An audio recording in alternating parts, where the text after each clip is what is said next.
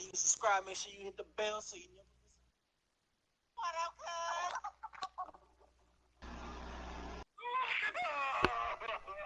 up, I hope that that video is not actually able to be heard through your mic, because I hear it. No, it's not. Sorry. Yeah, I paused it. I bet. Okay.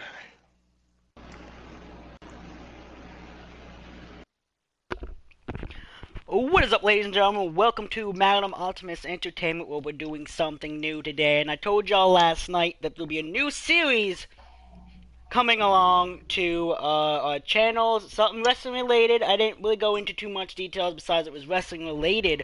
Well, this is the new series that we go on. Tonight is the first episode. As you see, it's called Backstage with Psych. Episode 1, and, I gave WWE the photo credit, because WWE, it is a WWE photo, not a Psych photo.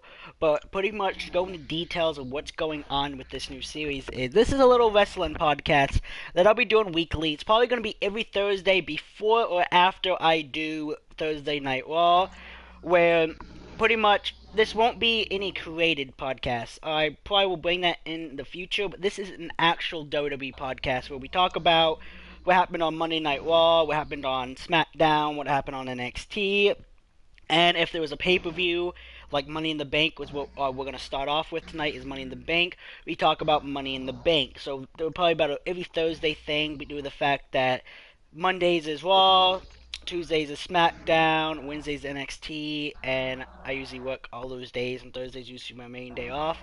So Thursday will probably be the day we do this, but this is a wrestling podcast where you guys in the comment section will be able to actually talk to us through about like kind of how y'all feel about all this, and kind of like how pretty much we'll be doing pretty much how we feel also, and all of that. Well, tonight we're gonna start off with the Big Cass and Daniel Bryan match, but before we do that, we're actually gonna do something else, and that's introduce the podcast team for the night. No, they're not the main podcast team, but they're probably gonna be the majority here every week, and you're probably gonna expect them, so they're probably gonna be in the main podcast. But who we have with us here today is the one and the only. He is my opponent on SmackDown Live, the commissioner of SmackDown Live himself for our creative thing, is John Vito from John Vito Entertainment, who came up with the name of the podcast. What is going on, ladies and gentlemen, boys and girls, and children of all ages? Let's get down to business. And then we have the one and the only. We have the one who calls himself the Reaper from Reaper Gaming. What is going on, ladies and gentlemen? It's your boy Reaper here. Make sure you check under your bed, look in the closet, make sure I ain't hiding in your fucking sock drawer. It's me, the Reaper. And then we have the one and the only. He's the phenomenal one himself. We have the Broken Twitch himself. Yes. Welcome to the Palace of Broken Brilliance. You are no Matt from Hardy, the I'm Broken sorry. Gaming Network. Yeah, whatever, dude. Because I will delete you! Yeah! Yeah, you wish you could delete me, though. Anyway. That'd be okay. But what is up, One Slice Fox, Nightmare Swag, Justin, 20 for the win, Bray, and anybody who else is here for the first episode of our wrestling podcast, where you see we kind of did a little bit of clickbait, kind of had to for the first episode, where you see Paul Heyman kind of shooing away the camera with CM Punk as it looks like a warm-up little thingy over there on the side with his, looks like what it beats on his, around his neck instead of on his head. But that's not what we're here to talk about tonight. We're here to actually talk about wrestling, and that's Money in the Bank and all of that. Where I'm on WWE.com right now, and I'm just pretty much, I watch Money in the Bank. So I'm going to go into detail with how WWE explained the whole thing, what led up to the match, and then pretty much how they explained the match went. That's pretty much what I'm gonna do, and then we're gonna go from there where the first match, from what shows is Daniel Bryan versus Big Cass at Money in the Bank, where Chicago Big Cass declared that a good big man will always defeat a good little man, aka Big Cass being the big man and Daniel Bryan being the little man. And he was saying Daniel Bryan isn't just good, he's great, and Big Cass still has one or two things left to learn after WWE Money in the Bank. Yes, the Queen's 7-footer is now 0-2 against Daniel Bryan, who has dispelled nearly every myth about height disparity the sports entertainment industry has ever held, to say nothing of the idea that his earlier win over Cass at WWE Backlash was a fluke. To his credit, Cass knew what brought him to the dance, and he leaned all the way into those inherent advantages in the early goings. While Daniel Bryan literally attempted to run circles around his cowering opponent, Cass unleashed the full scope of his strength and size against the Yes Man with a series of slams, splashes, and bear hugs that stopped Daniel Bryan in his tracks. If anything doomed Cass, it seemed to be his sense that victory was a foregone conclusion. He gallivanted non-cancelly, whatever the hell you pronounce that word, I know I said that wrong, but I don't really care, to the ring, and kept pausing his incredibly effective strength-based offense to talk trash and admire his handiwork. During one such pause, Daniel dodged a corner charge that landed Cass' shoulder first into the apron, and from there it was all legs, lungs, and hearts for the former WWE champion. With Cass stunned, Bryan targeted the big man surgically repaired knee with a game plan that was part street fight and part science, tendering Cass's knee with dragon screws before obliterating it against the ring post. Cass didn't exactly wither and lose from there. He escaped a yes lock with a rope grab and showed an impressive transition from a torture rack to an inverted Death Valley driver, but Bryan's heart carried him over the stretch when the Yes Man escaped a second torture rack to land the running knee. After pausing over a downed Cass for a moment, Bryan finally applied an agonized heel hook that forced his opponent to tap out, which made Daniel Bryan the winner. Which, with that being said, what's up, Super Saiyan? Yes, I'm clickbaiting monsters. Pretty much. But, with that being said... I want to get on the subject here. What's that? I want to get on the subject of Big Cass real quick, guys. And like I said, if it's about what happened with him, we're not there yet. If what happened, after Money in the Bank with him, that will be... no, it's not that. It's not that. It's not that. The thing with Big Cass, we're going to talk about earlier on Big Cass NXT shit with him. The thing is as everybody noticed, I'm pretty sure I'm not the only one here. His mic skills, the reason he was paired with Enzo is because Big Cass himself has no mic skills whatsoever. He does not know his way around the mic. If you listen to him talk, if you ever listen to him talk, especially with his first promos and on the main roster, he actually had it sounded as if though he was a robot being programmed to say what he was saying, because he sounded like he was literally reading it from the script word for word, but he wasn't saying it. He was able to keep up with everything that was being said, but there was no energy, there was no build-up, there was no deliver with it. It was nothing. So, with that being said, we're gonna talk about the real reason that he took so long to come back from that knee injury. And this is from a little bit of research that I've done. I can't guarantee all of the places I looked were reliable, but we're going to go ahead and talk about it anyway. One of the rumors that was floating around the locker room, we'll say here, was Big Cass was having trouble getting back in the ring because he was scared of actually re-injuring that knee, because that knee injury scared him.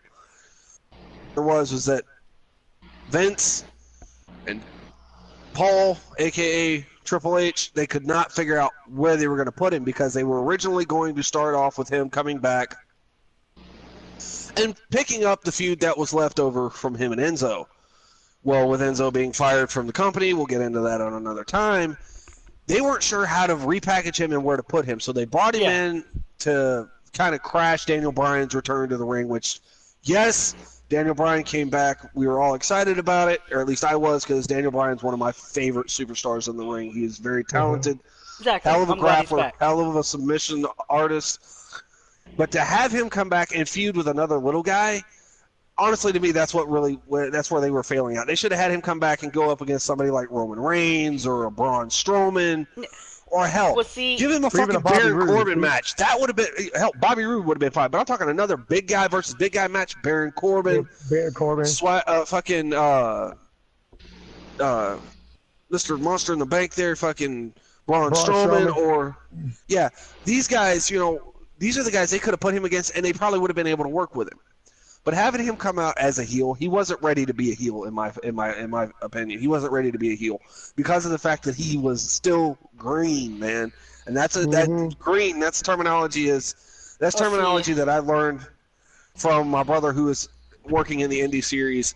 He was telling me Big Cass was still too green to really be running any kind of angles. They needed to put him in enough matches and work with him on his promo skills. That is a big thing with WWE, promo skills. If you can cut a promo, you're going to make it. Why do you think Enzo lasted as long as he did? Exactly. Because the motherfucker could cut a promo from hell. Not because he could wrestle.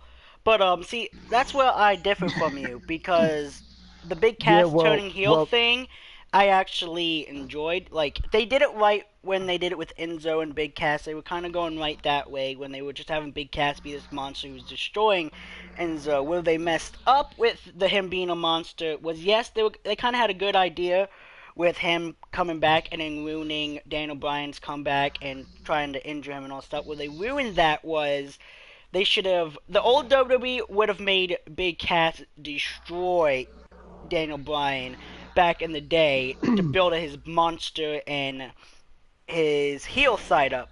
But where they messed up was they were trying to build a monster at the same time push over Daniel Bryan even more, and that's where they messed up with Big Cass.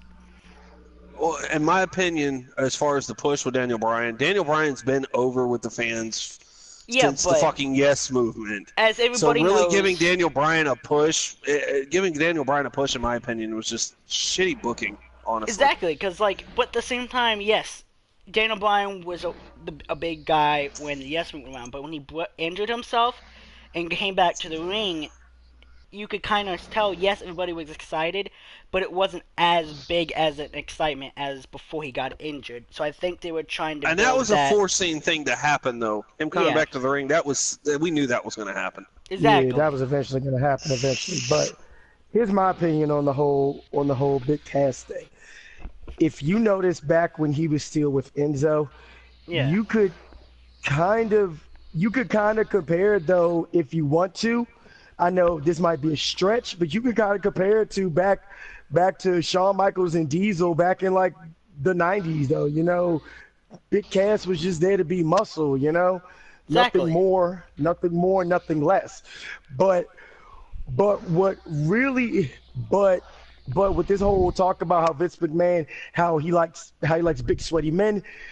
When it came to Cass, once Vince pulled the trigger to have Cass split from Enzo, Vince had the plan. Vince had the plan, though, to basically pretty much put a rocket ship on Cass's back and to just launch him up into the stratosphere. But the one thing that killed him was the same thing that was just mentioned. He could not cut a promo.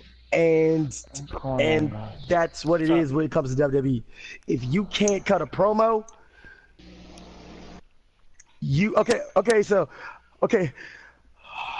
so here's the thing about it, though. Now, if you take somebody like AJ Styles, and AJ Styles' promo skills aren't really all that good, but the thing that makes AJ Styles so big in WWE is the fact that this dude can carry anybody to a fucking 5-star match. Yeah. And that's the reason why AJ Styles is as big as he is, though. But here's the thing about it, though. Big Cass ain't no AJ Styles, though. And to be honest with you, on top of that, though, In my opinion, though. This is my opinion. Anybody else Yeah. have a different opinion? Well, see, His also, his wrestling was eh. It was average. see, At I best, like because all Big he Cass's wrestling, honestly. See, what kind of made Enzo and Big Cass a big popular team was you had Big Cass, who was the muscle and who could kind of show a match better than Enzo, but then you had Enzo be his mic guy, which kind of gave the team this wrestling and the mic. yeah Kind of yeah best way to put it, Enzo was Paul Heyman to Big Cass, and Big Cass Yeah, was Brock Enzo was Lesnar to Enzo was Big Cass's fucking mouthpiece. Is all he Exactly. was. And that's what And don't get me made wrong, it as so far amazing. as Enzo, yeah, and as far as Enzo goes, if WWE was to rehire Enzo, don't put him as a competitor. Make him a fucking manager. Make him the next Exactly. Jimmy Hart. Exactly. Make him a manager. Make him the next fucking Jimmy Hart. Because honestly, yes, Paul Heyman's a guy and he knows what he's doing on the mic. Oh, Paul But Heyman he's knows how to getting work the old. But mic, he's dude. He getting works old. the mic like I work Twinkies. He's getting old and he's not honestly not talk trash about him. He's not completely in shape. He's getting old. Eventually, his health is going to start hitting him, and eventually he's I'm going to just have saying, to Paul Heyman was never completely- really in shape. Well, He that's what never I was mean. in He's getting shape. old and he's out of Well, he shape is as in he's shape. old, is what I'm saying. Well, And well, eventually, he is in shape, though, you know. and eventually, he's gonna have to leave the ring. Then we're gonna lose Paul Heyman. WWE needs to find their next Paul Heyman, because Paul Heyman's gonna be gone soon. So they need to find a new guy who's a manager, like Jimmy Hart and Paul Heyman, and knows how to speak on the mic and push over a superstar who can wrestle but not speak on the mic. Like, for sense, Roman Reigns. Everybody doesn't really like him because he's getting this big push, and everybody says he doesn't know how to talk on the mic. Give someone like Roman Reigns a Paul Heyman type manager, and Roman Reigns could be the next big guy. Honestly. Yeah. Honestly, if you ask me with that situation right there, if you ask me, now, like I said, this is my opinion on it. Brock Lesnar, decides to go back to UFC, which he has talked about it. There's been talk about it Yeah. I through was the about to bring that grapevine. up, too. I was just about to bring that up. He's talking about, there's talk about him going back to UFC, which would be great because I give Brock Lesnar's props. That motherfucker could fight. When it came to UFC and he could actually hit somebody, he was dangerous. Exactly. Vince needs to sign a contract with Paul. Have Paul Heyman come in for one more big run with Heyman and make Roman Reigns a Paul Heyman guy. Just saying. Exactly. And then Make him a Paul Heyman guy and fucking build Roman Reigns up to be the next fucking Brock Lesnar. Mm-hmm. That's what I'm saying. Because Exactly, speaking of- because Brock Lesnar's leaving Yeah, 'cause again, speaking of Paul and Heyman, Paul guys- Heyman's gonna be gone eventually. Oh, and by the way, yeah, I'm calling because- it now, guys. I'm calling this now. Big Show will be in the Hall of Fame next year. I Yeah. guarantee it. Yeah, Okay, because but we're- speaking of Paul Heyman guys, though, the original plan for Asuka when she finally came to the main roster, though, they was gonna make her the first. They was gonna make Paul Heyman be her mouthpiece, though, and then just have Asuka just Keep destroying. Like do what she does. Yeah, and just do what she does. But they Don't ended say a up word. burying that with the fucking Oscar, the Oscar Asuka match and with her and Charlotte, Charlotte. I mean, Yeah, I'm they sorry, they kinda- should have kept that streak going for at least her first run on the main roster. Keep that streak Exactly. going. Exactly, They though, didn't do it. because They ended it. because the wouldn't thing have about it was disappointed- at that particular time, Charlotte didn't really have anything else to prove. She already won every single fucking women's belt in damn WWE. So Exactly. pass the torch. Well, see, me personally, I think they could have kept the Asuka thing going. Like, I wouldn't have been as disappointed as I was if they would have at least had Asuka win WrestleMania and then have Asuka lose the next night. Because they built Asuka as this big undefeated superstar and ruined her at WrestleMania. The biggest stage of them all, 'Cause- they ruined her. And that's Yeah. pretty much what. Now, when I look at Asuka, I can help. She's not as big, honestly, to me as before when she was in NXT. Oh no, she's and still got- incredible. She's still incredible. I'm saying she's kind of ruined for No, me because of what they did at WrestleMania. She's not as powerful. Oh no, she's not ruined at all. No, she's not ruined at all. Because She you is want to know the ruined. reason why? Because No, what she's they not did at ruined because you she's wanted the ruined. reason A lot why? of people agreed with me on that one, but Nah. I honestly don't think Oscar's ruined. Because the thing about it though is this though. The original plan would have been a hell of a lot worse. Because what the original plan was at Mania was to have Asuka win and then have Carmella show up and then cash in on her. So the way that I see things is that yeah, she lost to Charlotte at Mania, but I would much rather have her lost to Charlotte than to lose to Carmella though. No, see, that also is what See, I kind that of would don't be agree. a transition if we were. Because what they could have done is, at the same time, they're bringing Ronda Rousey in, and they want to build Ronda Rousey kind of as a Asuka character. And what they should have done was have Asuka. Honestly, what they should have done is have Remain Asuka undefeated, and then have Ronda Rousey be the one to defeat her which was at supposed Money in the was supposed to happen at Bank or SummerSlam. Extreme No, Rules or SummerSlam. some. Yeah, it might happen SummerSlam, but I'm saying they should have had Ronda Rousey be the one to exactly defeat the undefeated streak. But that's when it was supposed to happen, actually, Psych. Yeah. The fact that you brought that up, because before WrestleMania, after Asuka won the Royal Rumble and stuff, the plan was to have her win the SmackDown Women's Championship and have Ronda Rousey become Raw Women's Champion, and then have the two of them face each other at SummerSlam, and then have Ronda Rousey be the one to beat Asuka. But as you know, this is WWE we're talking about, and Vince McMahon is a senile old you know what. So he. Well, see, as one Sly Fox says, the only reason why Charlotte won that night was because of who her daddy is. If it was anybody else sitting in that ring at WrestleMania, they would have lost. You know. I mean, we got an ass whipped, yeah. But because of who Charlotte's daddy is, he pulled his power and actually got it able to where she won to push over Charlotte. When honestly, I think Charlotte, yes, she could wrestle and she's good in the ring, but when I look at Charlotte, she's overhyped, honestly. But I also I think she looks too much like Ric Flair. Right, but I B-Shap, you have a nice night. But yeah, you know, Charlotte is too overpushed. Like, yes, I understand, you know, she's a Flair, but I feel like they're overpushing her and pushing her way too fast. Like, they need to slow down on her real quick. Like, she's like what, 5 to 6 women championships already, and she hasn't really been on Raw for 2 years. You know, she's won the Divas Championship. She's won the NXT Women's Championship, and she won the Raw Women's Championship 4 times, and she won the SmackDown Women's Championship once. So yeah, 5. But okay, but not counting the Divas, but not counting the NXT and Divas Championship, she's won. Yeah. Yeah. So yeah, 5. So to get us kind of back on track here, though, we're still on this Daniel Bryan Big Cass match. Yeah. Oh yeah. So, I actually want to bring up something in regards to that though. They I know that we weren't gonna talk about this until later, but the outcome of the match got changed because of what happened to Cass though. Because if you saw that match and you noticed the closer they got to the finish, it seemed like spots had gotten changed last minute though in that match. Yeah. And that was probably because of what we're going to talk about later. The fate of what we're going to talk about later. But yeah. Okay, so I mean, to me, that whole match was a joke. Yeah, I agree. Okay? Yeah. I mean, this is my opinion about this match.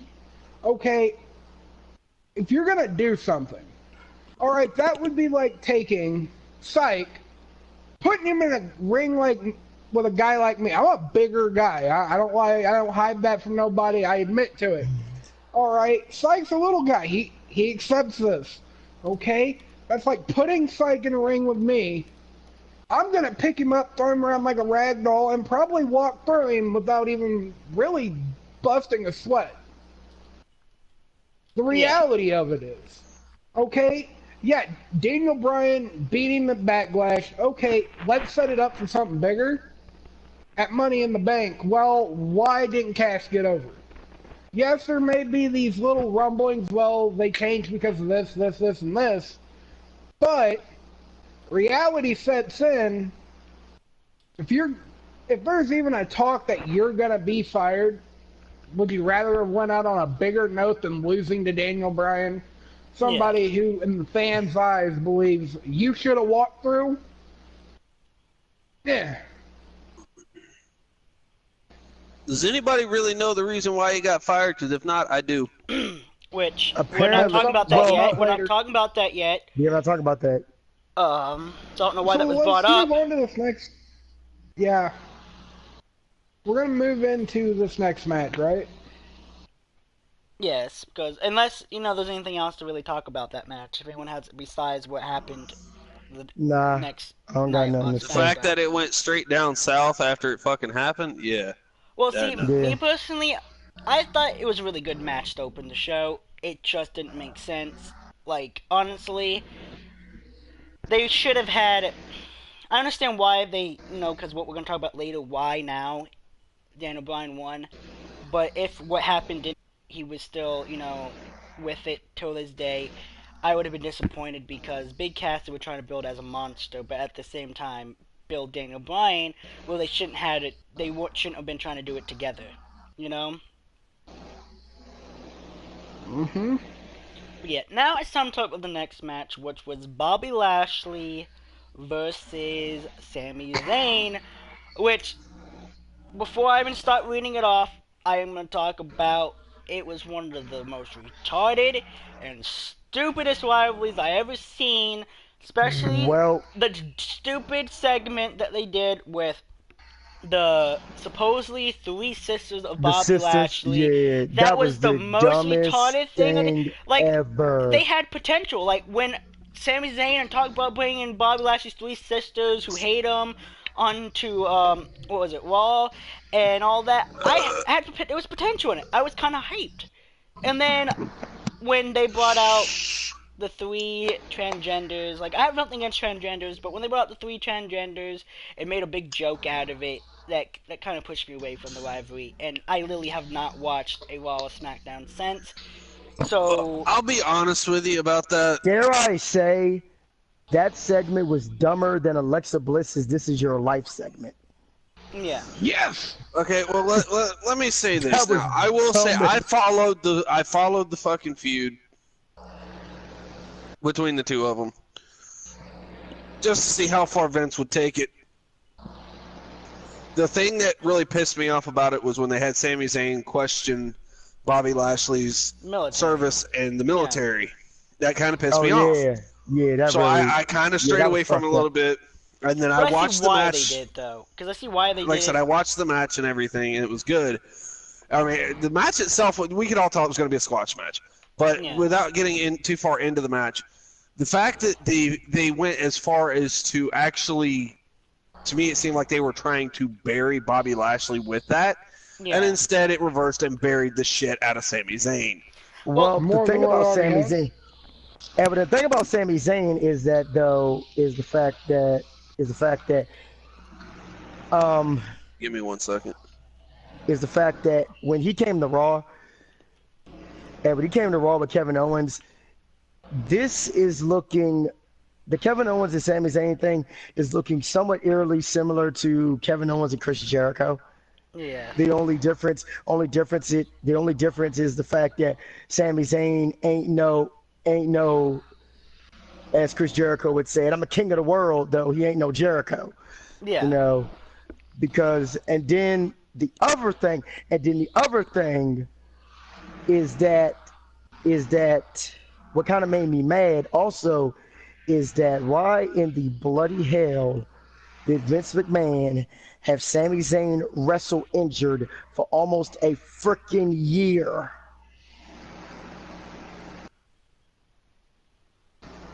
Well, I think the reason why they had him wrestle injured for a year. Because the thing about it is that if you guys checked out why Sami Zayn he's gonna be out for why Sami Zayn ain't coming back this year is because of the fact that he's actually been wrestling with two bad shoulders for the past year, and they're just and well, like I said, I don't want to get into detail in the match because you still haven't read the thing yet. Yeah. I'll get into it. But like I'll I talk said, about it after before you I finish. talk about the match, I think the reason why they had him wrestle for a year kind of injured is because back in his NXT time, when he got injured before he got pushed on the main roster, he got injured with Hmm. a what was it, like a knee injury or something, and Yeah, it was a knee injury. he was gone for a long time. And Sami Zayn back then, when he was a face, was kind of like a Daniel Bryan in NXT. That And is when true. he got injured, it kind of, not I wouldn't say people started forgetting about It's him, but he sort of became it kind of less set him important. back. He kind of became less important when he came back. So they moved him to Yeah. main roster, where now he's a heel kind of figure, and therefore I think the reason why I had him wrestle injured is due to the fact that I don't think they want to set Sami Zayn back again. I think because they really want to push him as this heel, Yeah, and I they think really they're want to push him. afraid. I think they're afraid if they send him back on the bench to get healed up and get done whatever he needs, that it's gonna ruin him, and they're not ready to take that yet until it's pretty much Yeah. they have no Well, choice. You know what I mean? But yeah, but then the thing about Sami Zayn is that though, if let's say like 6 months prior though, 6 months into his injury, if they would have told Sammy, okay, go and get surgery, get this done, rehab and stuff, and then come back, I don't think that he would have really lost anything. The only thing that probably would have killed him when he came back from injury would be if they booked him badly. But the thing about Sami Zayn now is that, though, because you put him in this, then that's like, because you had those dumb segments, because you put him in those dumb segments with Bobby Lashley, when he comes back, it's just, what's up, young samurai? he's honestly, he's just gonna just be there, Yeah. he's just gonna just be there. But before I talk about the match, well, you go in there. Daniel Usui, I don't know if I said your name right, but what I think of the Brock Lesnar title reign and all that is, honestly, I don't think Brock Lesnar should be WWE Universal Champion due to the fact that, one, he doesn't show up, Yeah. he doesn't defend, he's only a part-timer. You should not give a part-timer a title unless it's going to be them there the whole time, the champion, and then when they need to go off for whatever many months because they're part-time for a certain reason, then they should lose the belt. And on top of that, John Cena and the only reason why exactly. And on top of that, and the only reason why they had Brock Lesnar hold that Universal title was because Vince McMahon, he wants to give one last middle finger to CM Punk. Yeah. That's it. And that's what I was going to get to next time. He doesn't care that he acts about. And the whole thing that, yes, I agree with you. It does not count. His little title reign thing does not count for many reasons. I don't recognize One, like you said, he only defended it 13 times compared to CM Punk defending his title 178 times. CM Punk deserved to have the reign because he defended it night in, night out. Where, Brock Lesnar, we have not seen him, since WrestleMania a few months ago? Where, like you said, he defended 13 times. And two, I also don't think it counts because CM Punk did it with the WWE title.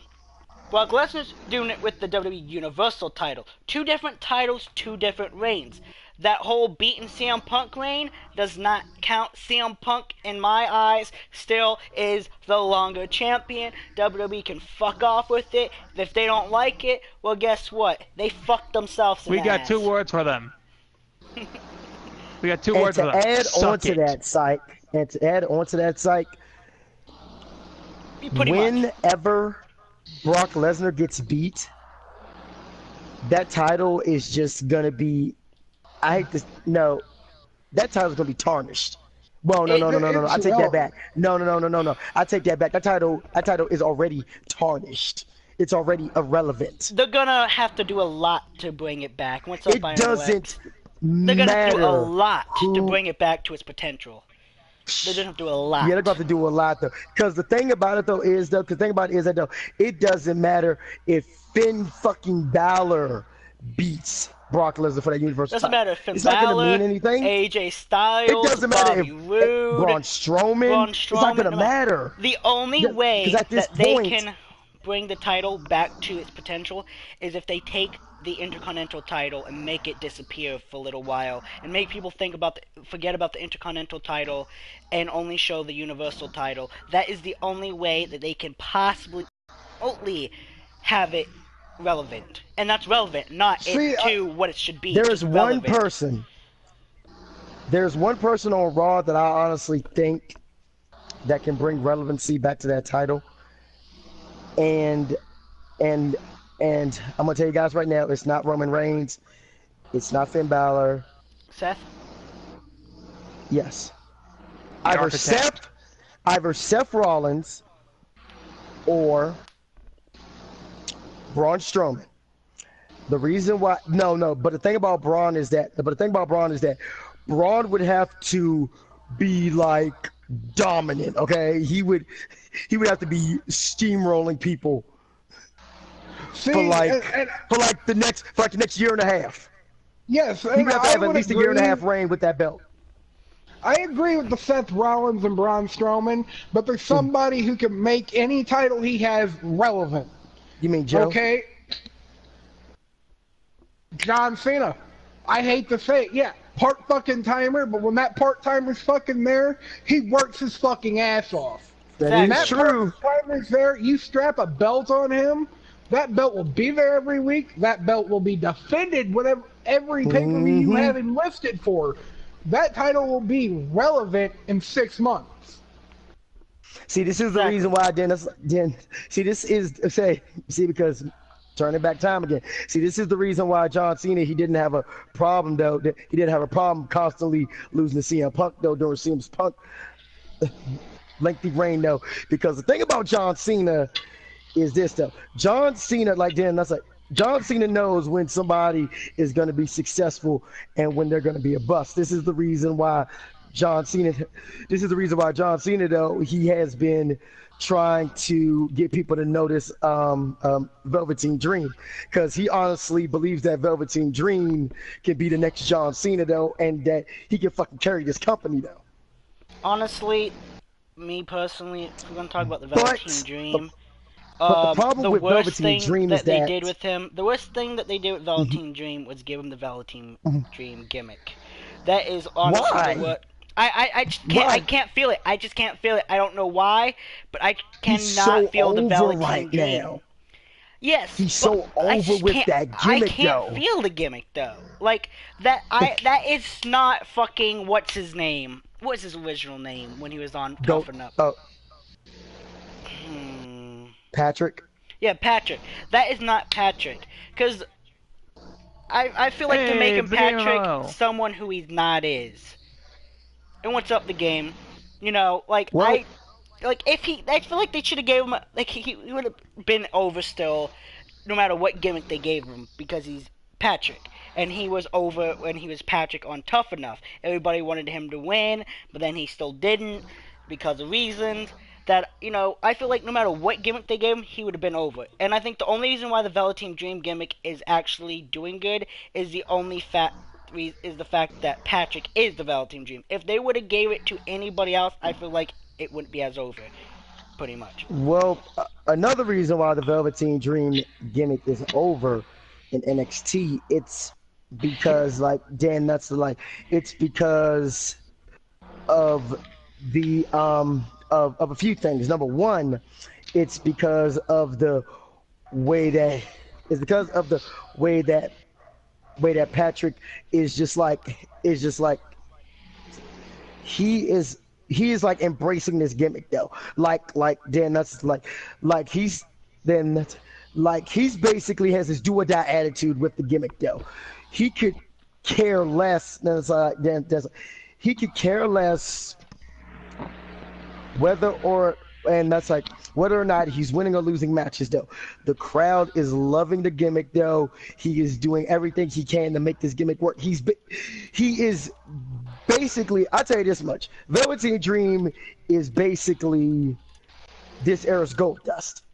Just trying to do whatever he can do to get that gimmick over, though. And another reason why the Velveteen Dream gimmick is so over in NXT, it's also simply due to the fact that his wrestling is on point, and also though that the Velveteen Dream gimmick though is more suited to NXT. Yeah. Because to be honest with you, get buried on the main roster. Yeah, exactly. It's gonna get buried on the main roster though, in my opinion.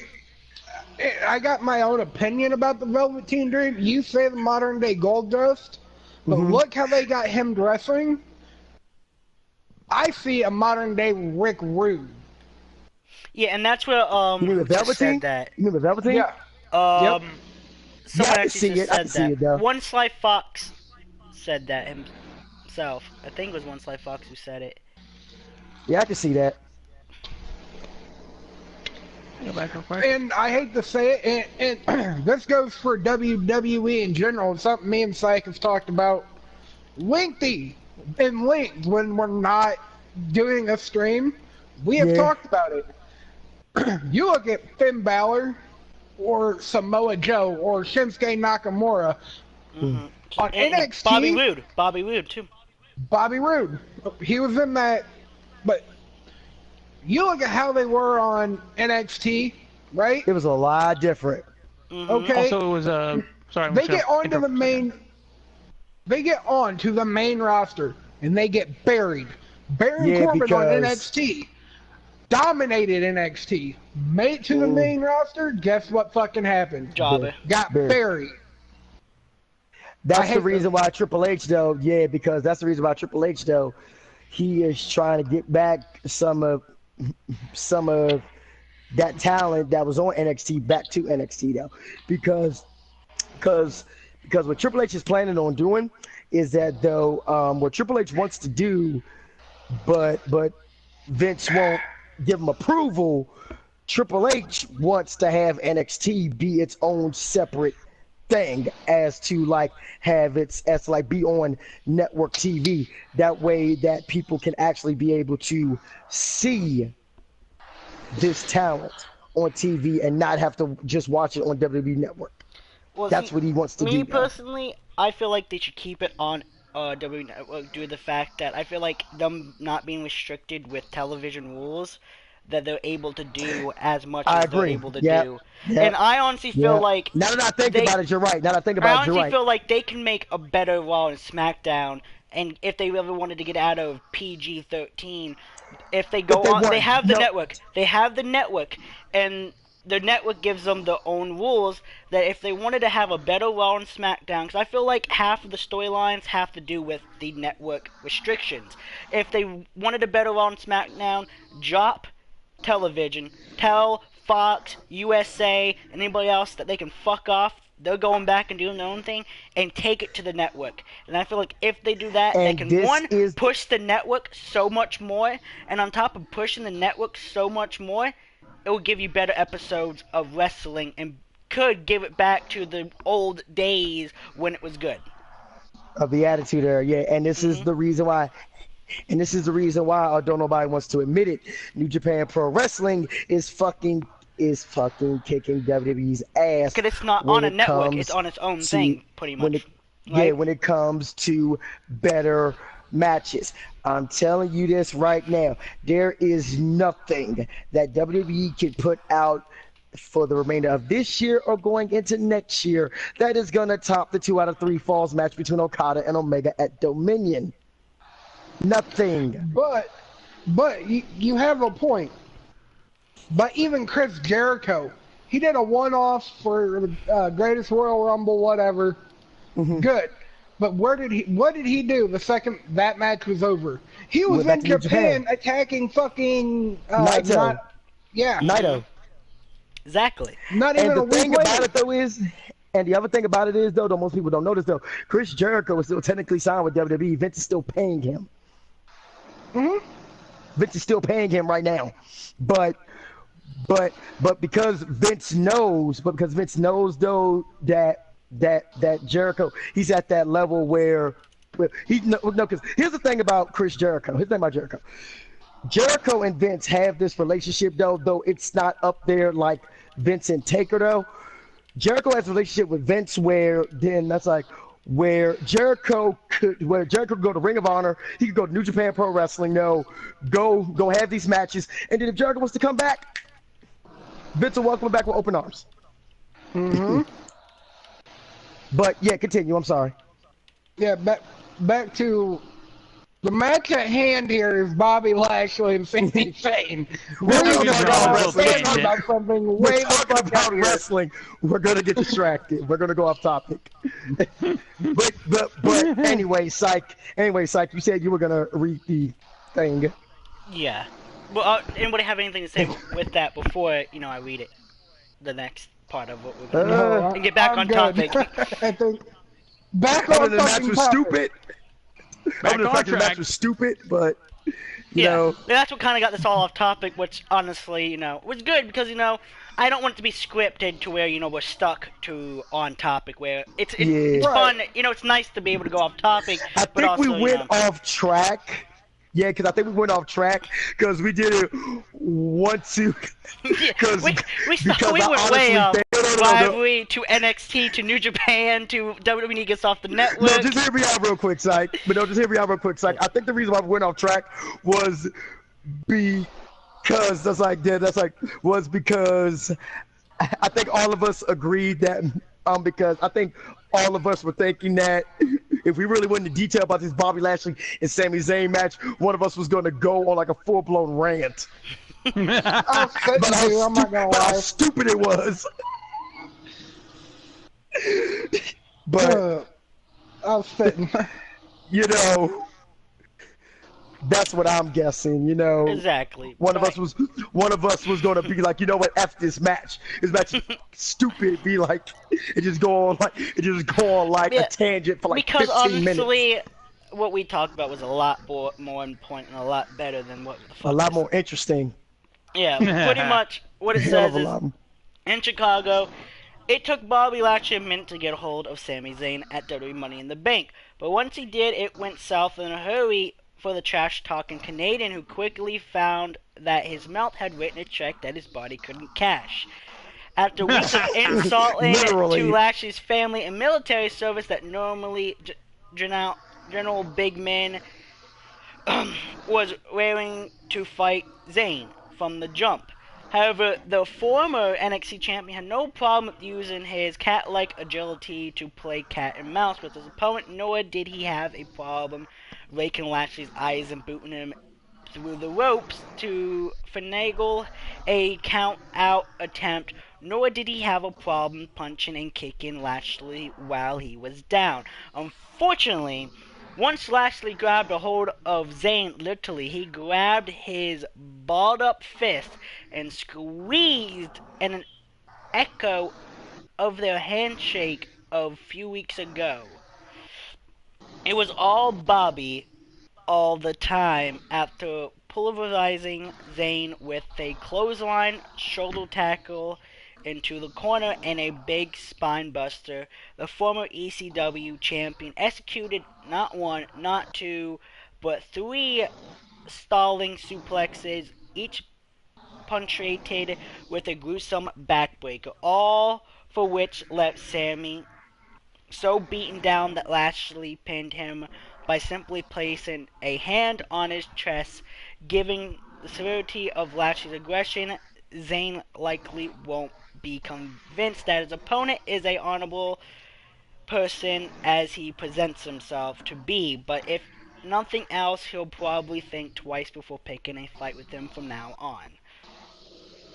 Oh, most likely. Yeah, he gonna think twice. Oh yeah, I'm gonna tell you something. He gonna think twice before picking a fight with Lashley ever again, though, because it was in that match that Sami Zayn's shoulder injuries really got bad.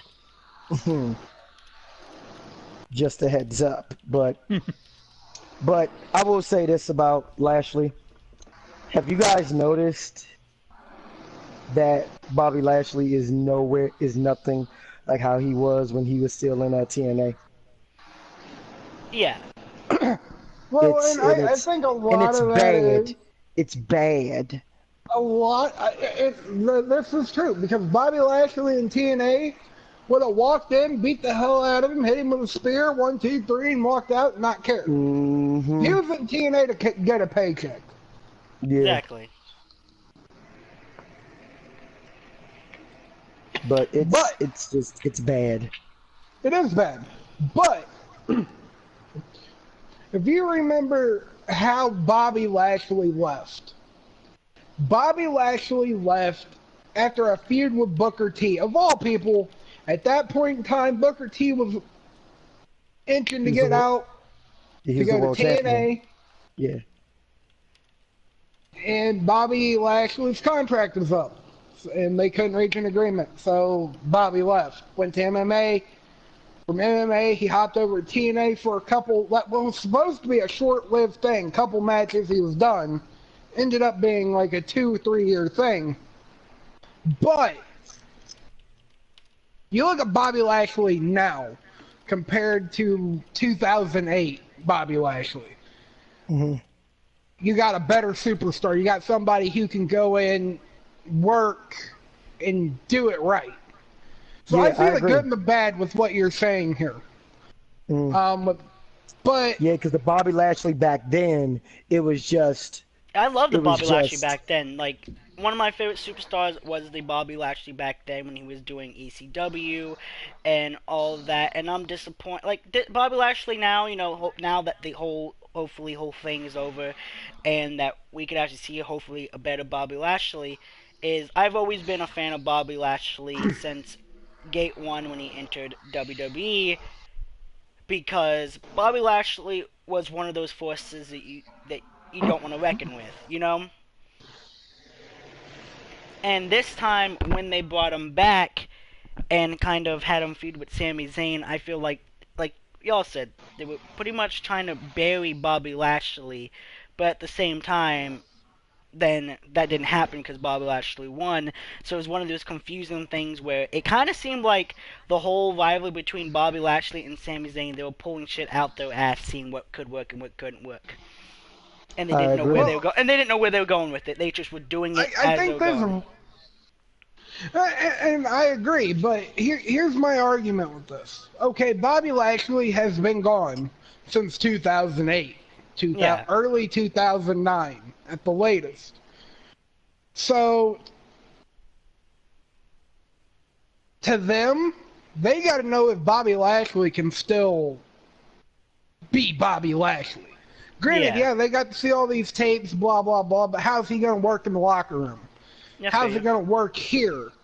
So I see this, yeah, it was a retarded-ass rivalry from day fucking one. It should have been something, they should have built this. Okay, Roman Reigns lost to Brock Lesnar. That should have been Bobby Lashley's guy to go, okay, well, let me have a shot at Roman Reigns. That should have been the rivalry that we got leading up to Money in the Bank.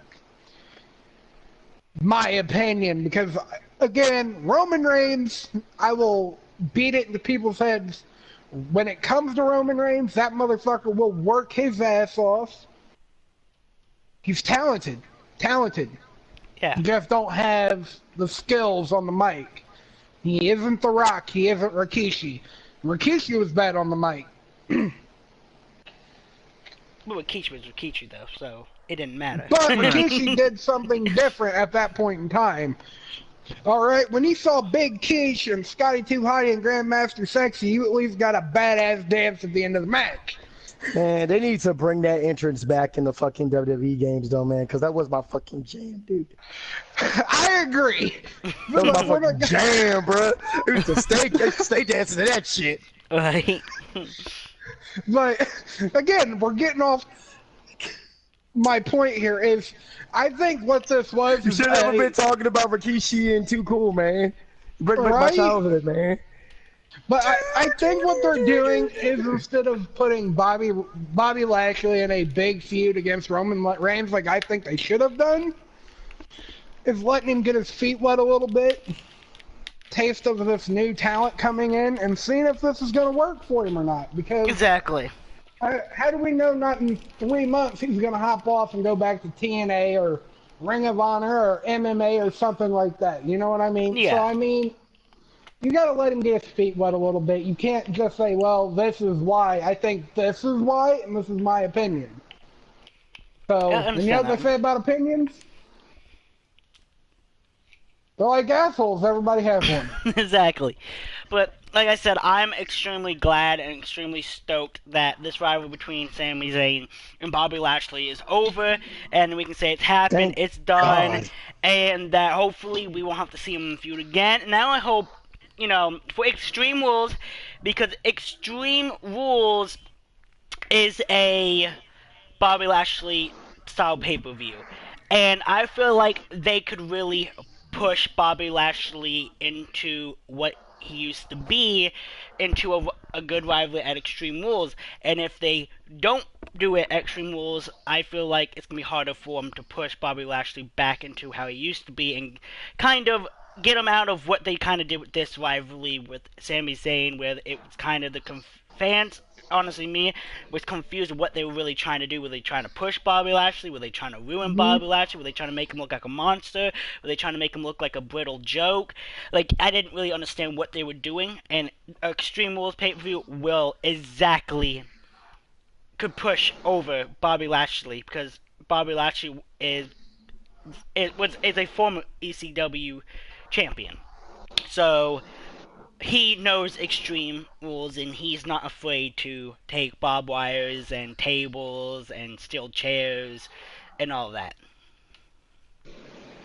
Again, agreed.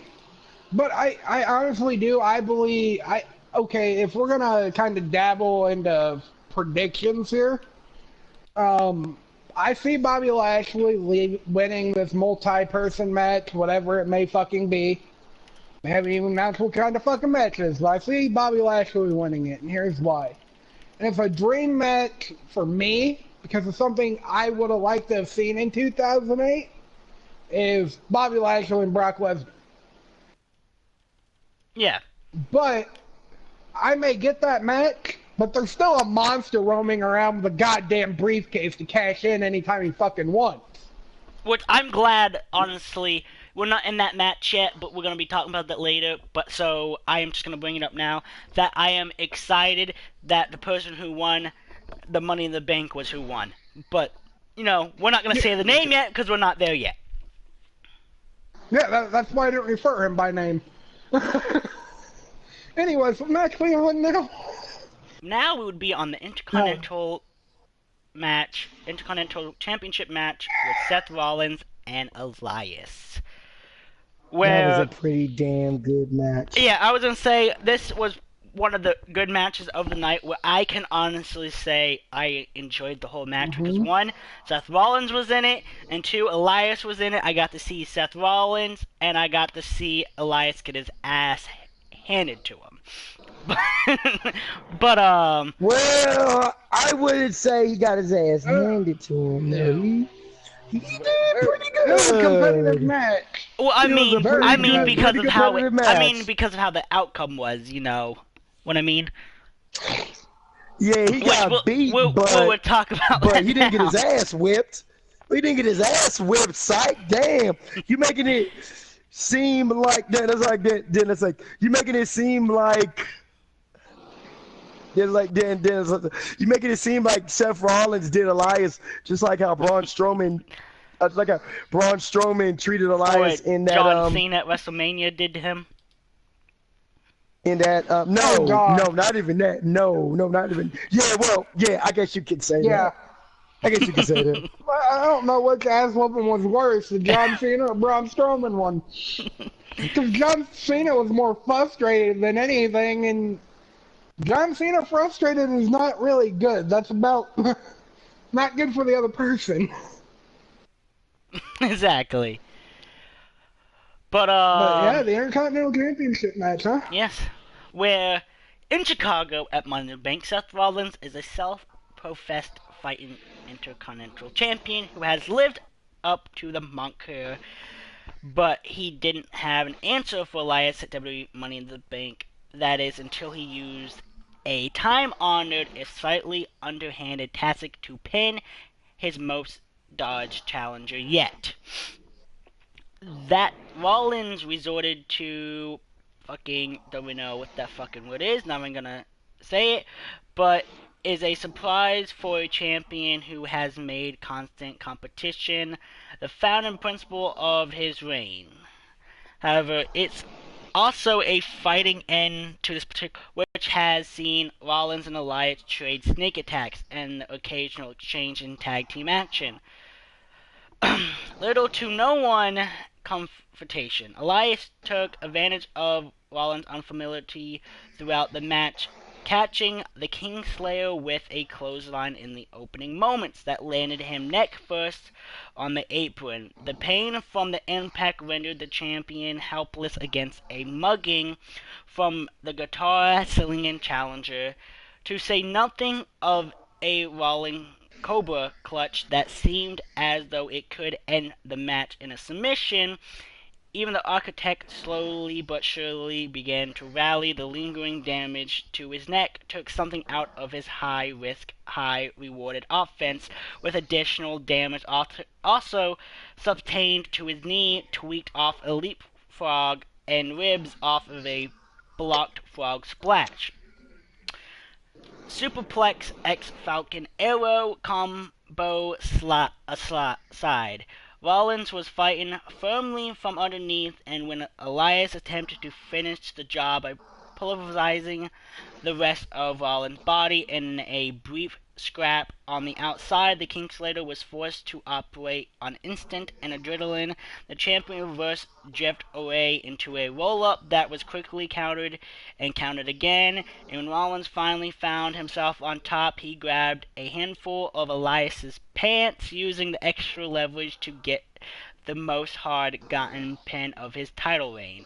Elias was understandably frustrated that the decision was allowed to stand. After all, he had more than proven himself as a worthy challenger, but he forgot the one founding rule of a fight that Rollins learned long ago. When it comes down to it, win by any way means necessary.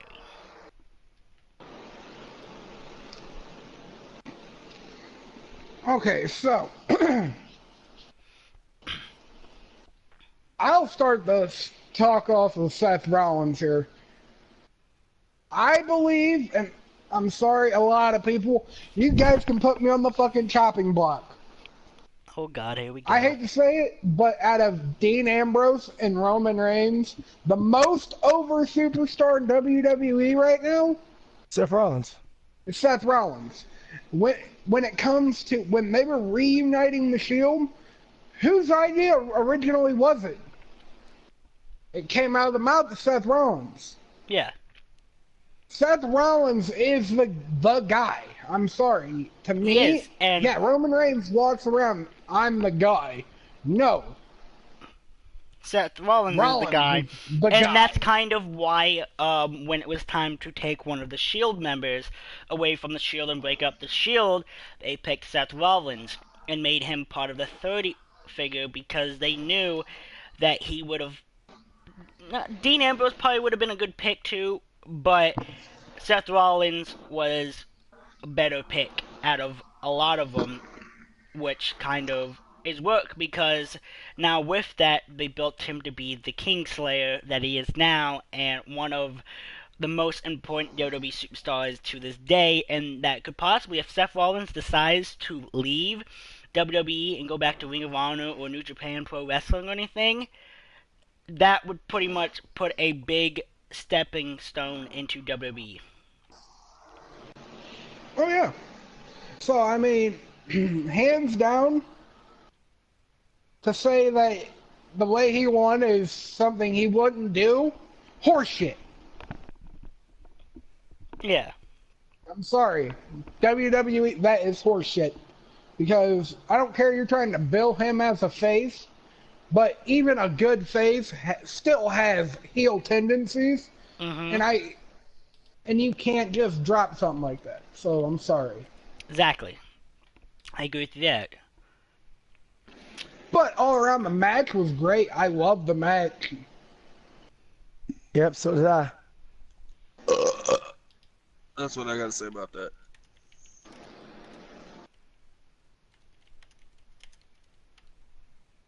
No, so all you gotta do is burp at the Elias and Seth Rollins match. That's nice. Which was a really good match. I wasn't really impressed with that match, honestly. I mean, it was good, but at the same time, it was just a really, really... Well, I'm gonna be honest with you, and this is my opinion. You shut your face hole, nobody was asking you. Even your dog is pissed at you, like, who the hell you think you is? Well, I mean, don't get me wrong. The match itself was decent, but it wasn't the greatest because of the fact that there wasn't a lot of build to it. They didn't really do any build to it until right around like a week or two before the fucking pay-per-view. Well, I feel like there wasn't a lot of build for it, but there was enough build to be what it was, honestly. Like with him attacking Seth Rollins and all that. It wasn't like a great match, but it was decent.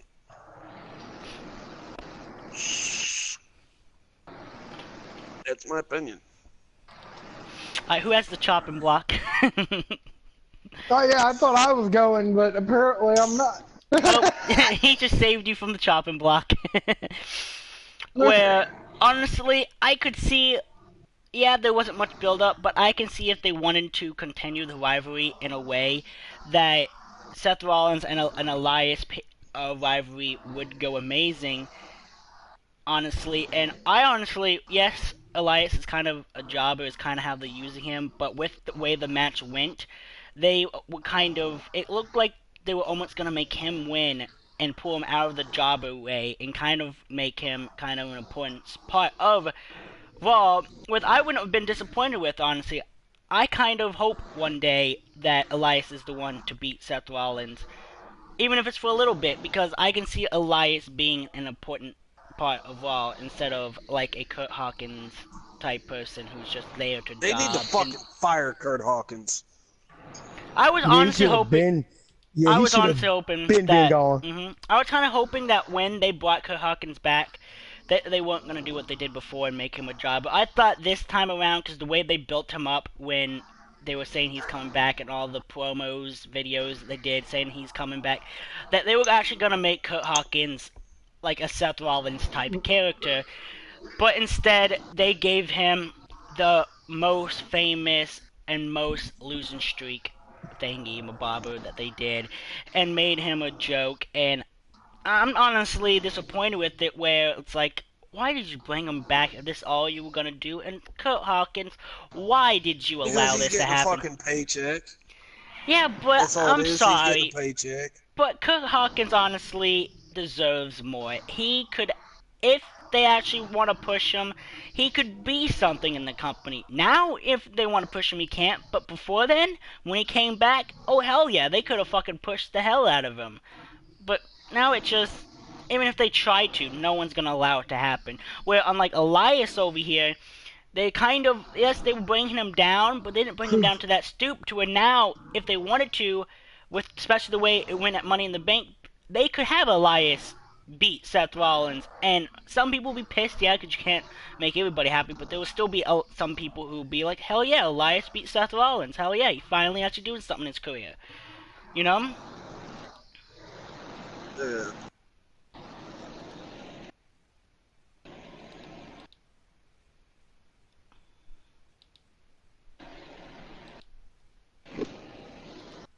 Does nobody have anything else to say on it?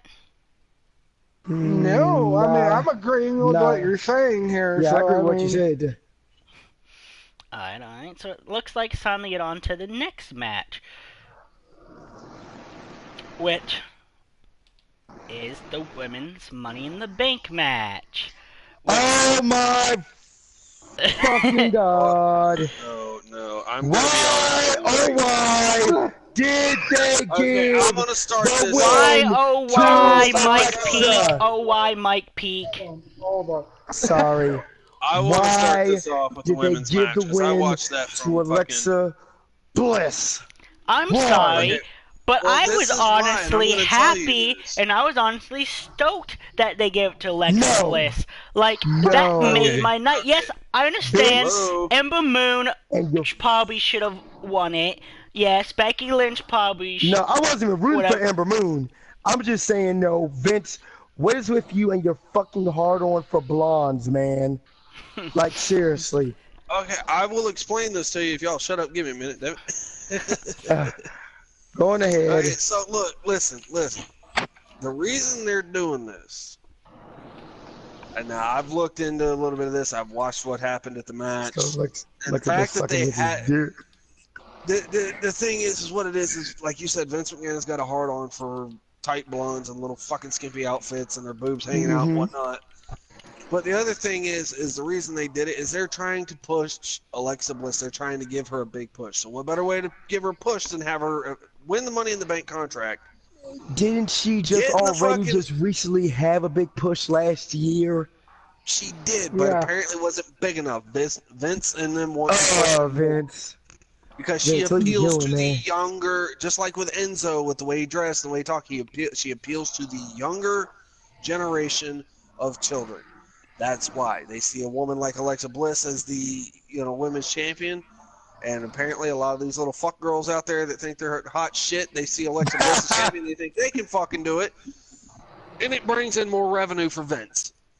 The other thing is I will say this, and I hate to say it because I'm not. I mean, I'm an Alexa Bliss fan. Don't get me wrong. Yeah, I she's cute as a fucking like Alexa button. too. She's as cute as a fucking button, and she's very talented in the ring. But I'm gonna say this now. She can't work a fucking mic. She sounds like a fucking squeaker. And honestly, and I'm gonna be completely honest with you here. Her skills are still, even in the ring, her skills are limited to what they're allowing her to do and what she can actually fucking do. So they're giving her a push because she is a former gymnast. She could be doing a hell of a lot more.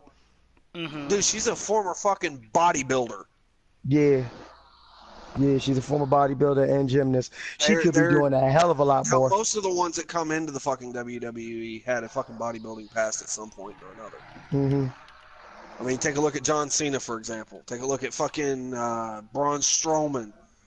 Strongman competitions. Those are where Vince gets a lot of his big man talent. Is those motherfuckers that are on roids and have little fucking dicks. That's where Vince goes for his fucking big guy fetish, because we all know Vince McMahon has a hard on for the big guys. Why do you think we had the Ryback stint for so fucking sweaty long? Man. Anyway, so we're going to read from the passage of WWE about how this match went. We are in a minute, but then we'll get into nitpicking at this match. But honestly, I will say this. Also, I will say this before you start reading Psych. This whole Bayley and Sasha Banks thing. The Money in the Bank ladder match. Okay, so let's just go down the list, shall we? Elimination Chamber. The Elimination Chamber match. First ever women's Elimination Chamber. They got into it. Then they got into it during the Battle Royale Mania. Then something else happened, and now you they forgot got about into the Royal Rumble. Yep, Royal Rumble. Thank you. That's what I forgot. And then they got into it, I think, during the last pay-per-view, which is Backlash. I think. I'm not sure. Could be wrong. And then now they got into it again at Money in the Bank. Can you just turn Sasha heel already? Because all of this, brawling in the locker room and then making up the next week only to fight again is getting really redundant. That's because they're leading up to the big heel turn, but they're not going to do a Sasha heel turn. They're going for a Bayley heel turn. Oh no. Yes. We're going to bury Bayley with a heel turn. Anyway, let's read into this match. That's what we're talking about. How WWE main roster ruins NXT characters. But we'll get back on that note in a little while. But before I start reading off, the only other two people I really could have actually enjoyed winning the Money in the Bank, other than Alexa Bliss, would have been Becky Lynch or Ember Moon. That's really the only two people I could have enjoyed and been happy with winning the Money in the Bank besides Alexa Bliss. So I'm actually happy Alexa Bliss won it. Yeah. But going on. Yeah, but they weren't gonna have Yeah, but then they weren't gonna have Ember Moon win though because she just got there. She hasn't even been Yeah, there but I a feel like they month. should have still had a win because of how big she was on NXT. I feel like that should have been True. enough. Because she was just like Bailey, fucking one of the biggest superstars on the NXT roster. Where I'm disappointed Ember Moon is on main roster now because I already know they're gonna bury Ember Moon just like they bury everybody else. But now time to read off exactly how uh at Chicago Money in the Bank, Alexa Bliss has made a career out of shocking those who would look to write her off. This might be the biggest one yet. Little Miss Bliss went from 5 to 15 feet of furry as she ascended a ladder to claim victory in the women's Money in the Bank ladder match, earning herself a Raw Women's title match opportunity anytime over the next year. It speaks to the quality of the field that Bliss, a two-time Raw and SmackDown Women's Champion, has something of a afterthought heading into the match. Between accented dark horses Lana and Ember Moon, a headstrong veteran with a long-term game plan, Natalia, who wanted to win in the hopes of potentially challenging Ronda Rousey, and a foursome of hunger former champions looking to get back to the top. Charlotte Flair, Sasha Banks, Becky Lynch, and Naomi. Bliss seemed to have written off before the bell even rang. She also appeared to be a non-factor in the beginning of the match, though that proved to be a cunning strategy the goddess largely kept out of the more frenziing changes, only resurfacing each time someone was close to grabbing the contract for themselves. Naomi and Ember Moon, meanwhile, threw caution in the wind, using the shifting landscape of the Bound as literally jumping off points for their own unique offensive styles. Banks me against the world mentally, and Natalia's tendency to focus on the opponent at a time served less favorably than it did in the last few weeks of Raw. Both superstars found themselves overwhelmed and caught off guard down the stretch. Alana mostly tried to win the match the same way she got in, by taking advantage of whatever situation she could, but she couldn't quite close the gap with the more experienced superstars in the match. Charlotte and Becky, meanwhile largely ended up canceling each other out. If they weren't working together, they were fighting each other, and that rivalry opened the door for Bliss after Lynch got the better of Flair in the final scrap of bouts. The Irish Last Kisser scaled the ladder and Bliss made her move, tipping the ladder over so Becky Lynch face first on the ladder, and that been propped up on the turnbuckle. Alexa then scrambled up to the top rung to climb the contract. Now the ladder is her Mount Olympus. The contract is hers, and Alexa gets to play to her sneak attack strengths at any time she chooses. How's that for a moment of bliss? And it didn't take her, and it didn't take her no Well, we're more not than an talking about that hour. yet. Yeah, we're not there yet. Let us hold Okay, that horse. Okay. So, my whole take on this match, and some reason I believe I've missed, or I guess maybe I forgot how the fucking whole pay-per-view went, but I wasn't ready for this match to be on here yet because I wasn't willing to choke this down. I don't believe Alexa should have won it. Mm-mm. I believe it should have went to Becky Lynch. Oh, yeah. Yeah. That's why I said Becky Lynch would have Wait. been one of the other ones that I would have actually been happy with. Right, but And- you look at Becky Lynch, though, compared to a lot of them people. She hasn't really gotten a they've good had- push. And when they pushed her at first, when she was the first ever SmackDown Women's Champion, Wasn't for They long. pulled the rug up from under her feet. Yeah, they pulled the rug up from yeah, under her they feet. never capitalized on that. A Becky heel turn would be what's best for fucking business, by the way. I think Exactly. that's And what what makes they were it even hinting worse- for. Honestly, I think that's what they were And hinting what makes it for. even worse about Becky Lynch, is that just when you think that WWE is about to push her, what do? They pull the rug out from under her feet again. I don't know if it's something that her and WWE's not agreeing on that's doing it, because it seems like they want to push her, but something pulls the rug each time. I don't know if it's something WWE's doing or if it's something Becky Lynch is doing behind the scenes that we don't know about, but it seems like there's something there that isn't giving when the other one wants to give it, someone else says no. Which means there could be someone in the corporate office who personally just has beef with Becky, could have went to school with Becky or trained with Becky in her indie scenes, didn't like her, and is holding that grudge, so every time someone tries to push her, they pull the rug and is like, yeah, no, that's not gonna happen. Like I said, a Becky heel turn would be what's best for Becky Lynch's career. Oh yeah, I'm surprised it hasn't happened yet. Now, as for Charlotte, I'm sorry, she looks too much like Nature Boy, and I'm sorry, I don't want to have a 16-time women's champion because I'm sorry. The only reason why the Ric Flair got as big as he was he had somebody to work with. Dusty Rhodes made Ric Flair. God rest Dusty motherfucking Rhodes. But without Ric Flair, there would have been no Dusty Rhodes. And without Dusty Rhodes, there wouldn't have been a Ric Flair. Yeah, and speaking of Charlotte, though, Charlotte is also on the shelf for the next like years. No, apparently she's gonna miss like the next few months though because she got injured. She will not be at SummerSlam. Yeah. But after SummerSlam, they're gonna reevaluate her and see what happens though. But WWE has confirmed that she's not gonna be able to make it to SummerSlam, so she's gonna be out for at least the next 2 months. But one problem, like, the match was good, yeah, and, you know, Alexa Bliss won, not everybody's happy with it, I was happy with it.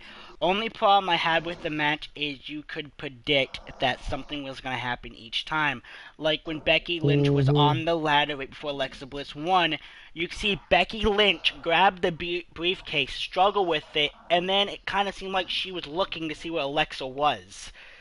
And then next, you know, Alexa jumped up, and it seemed like she was reacting to the ladder being tipped before Alexa even got to the ladder. And it kind of failed, honestly, where it looked like everybody wasn't really needed to be at the right times, and some people was ahead of the others, and it just seemed like people weren't choreographing with each other like they should be in that match. Even though it was kind of good, but every time someone got on the ladder, you could tell someone wasn't where they needed to be at the right time, and the person on top of the ladder that was about to get pushed off the ladder or interrupted was getting interrupted before even anybody jumped into the ring to interrupt them. And that was my biggest disappointment, because I've seen it multiple times in the match, and it was frustrating me in the match. You know? What about... No. What are you gonna say?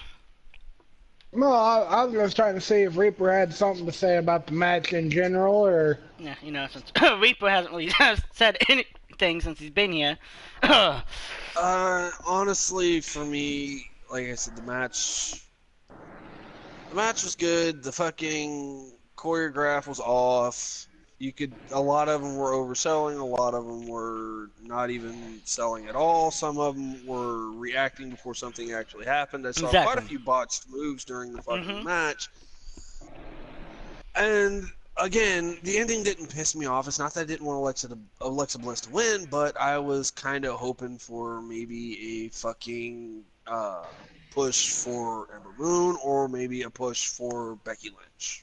Yeah, see, exactly like I was. The only other two people I could see winning was Ember Moon or Becky Lynch. I honestly, like, yes, I'm a fan of Sasha Banks, but I wasn't really feeling her in that match. Naomi, it would've been kind of cool if they would've pushed her. If Naomi won. Yeah, I would've been cool with that too, after thinking about it, because they gave her the push, back when the whole, Pulse shooting went down, and she got injured, and she kind of couldn't get pushed anymore, and they haven't gave her that push since sense. Which is a big thing that really pissed me off with WWE is that they give somebody a push, they get injured, and they don't continue trying to push them when they get back. They kind of throw them in like they don't matter. And I think that's kind of why the fans don't care about them anymore when they get back, is because they don't give them the same push they had when they were there to make them seem as an important superstar as they should. They make them seem like they're just a rookie who just got up from NXT instead of someone who was full time and main roster, got injured and came back like they used to back in the day. And I think that's why Naomi really Naomi. Yes, okay, she's a fan favorite, but I just don't feel like she's getting pushed as much, you know.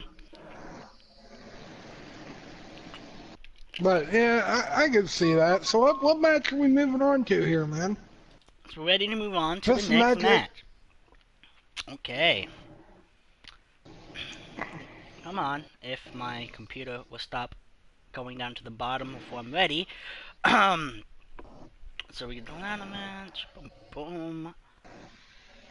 Now it's time to head down to the Roman Reigns versus Jinder Mahal match. Ginger. Where I'm not. I don't know how I felt about this match, honestly. This was a match that I didn't watch the lead up to it, and I don't know if there was actually a big lead up to it. This was a match that, because I didn't watch it live, pretty much, I watched, because I was streaming, I think, before then, and I watched it kind of, like, an hour and a half after, so I was kind of skipping through some matches. This was one of the matches I really skipped, so I don't know really how important this match was, or how it really went, but does anybody have anything to say before we actually start reading it and then go from there? Okay, so to hit what built up to this match was Roman Reigns got screwed by Jinder Mahal for his qualifying match. And he did. Roman Reigns got screwed by Jinder Mahal.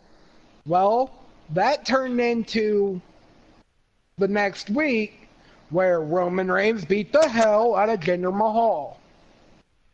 Okay. Which led up to Seth Rollins and Roman Reigns teaming up against Mahal and Elias, which ultimately ended up with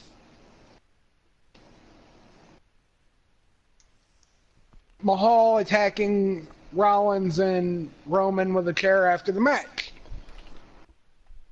Yeah. This match to me was very predictable because every Jinder Mahal match is predictable. Yeah. Jinder's gonna get his ass whipped. No, that's not what I mean. Alright? You That's take what's away happened lately. Well, it's what happened lately, but that's not the point I'm trying to make, you jackass. That at some point, Every Jinder Mahal match, are gonna jump in. The Singh brothers are going to get in. So how do you beat Jinder Mahal? You take out the fucking denominator there of the Singh brothers, and what do you got? Jinder Mahal, who is untalented and isn't worth a damn. All he has is a physique that gets Vince McMahon hard. Yeah. Anyways, let's see how this match went. So, you know, like every other match, this was in Chicago. I hope that this wasn't the only match that went from Chicago to, like, Miami. That would have been kind of weird, but, like every match, this was in Chicago, because that's what the pay-per-view was. Jinder Mahal had his opponent scouted. His game plan was sound. His confidence was through the roof, and yet the modern-day Maharaja learned firsthand why Roman Reigns' yard won't be annexed quite as easy as he hoped. The big dog claimed victory over the modern-day Maharaja, who had hoped to insert himself into the Universal title race by taking the self-dubbed uncrowned champion out of the men's Money in the Bank match that landed him square in Reigns' sight. But Mahal seemed to have found a way to defeat that typically unshakable superstar, essentially get him to see red and then surprise him with as much chicanery as possible. It looked at first like that would be the story of the night at Money in the Bank. Mahal dodged an early drive-by, and Sunsil Singh, who came to the ring in a wheelchair, proved to be as healthy as a horse when he sprung up and hit Roman with a cheap shot by driving him into the ring post while Ref was distracted.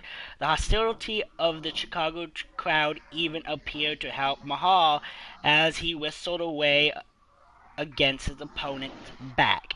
Even when Reigns began to rally, Mahal maintained control and stifled his sequences with powerful strikes and knees. But Mahal couldn't close. Reigns hung tough against Jinder. I don't know why the hell they wrote it like this, but Jinder and Mahal began to get more and more frustrated down the stretch, allowing Reigns to take advantage with some timely strikes of his own. He even thwarted another attempt interference from Singh. Superman punched him out of the wheelchair before spearing him halfway out of his shoes. Mahal once again seemed to be nearly victory in the chaos when he rolled Romans up through the ropes, but the big dog kicked out and finally revved up into the match-ending spear.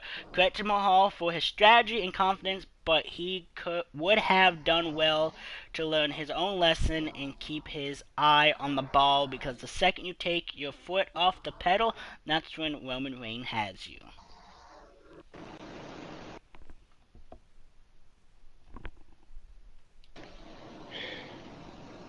Again, you saw how predictable that match was, and I didn't pay attention to it.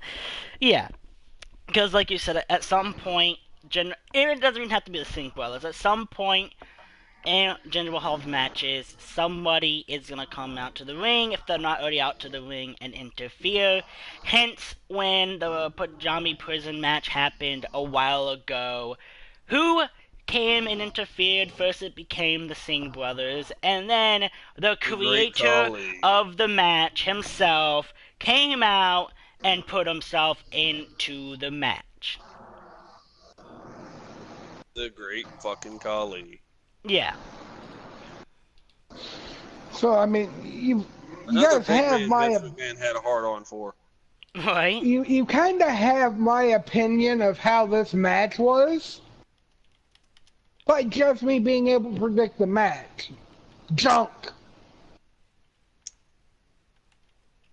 And it ain't Roman Reigns' fault.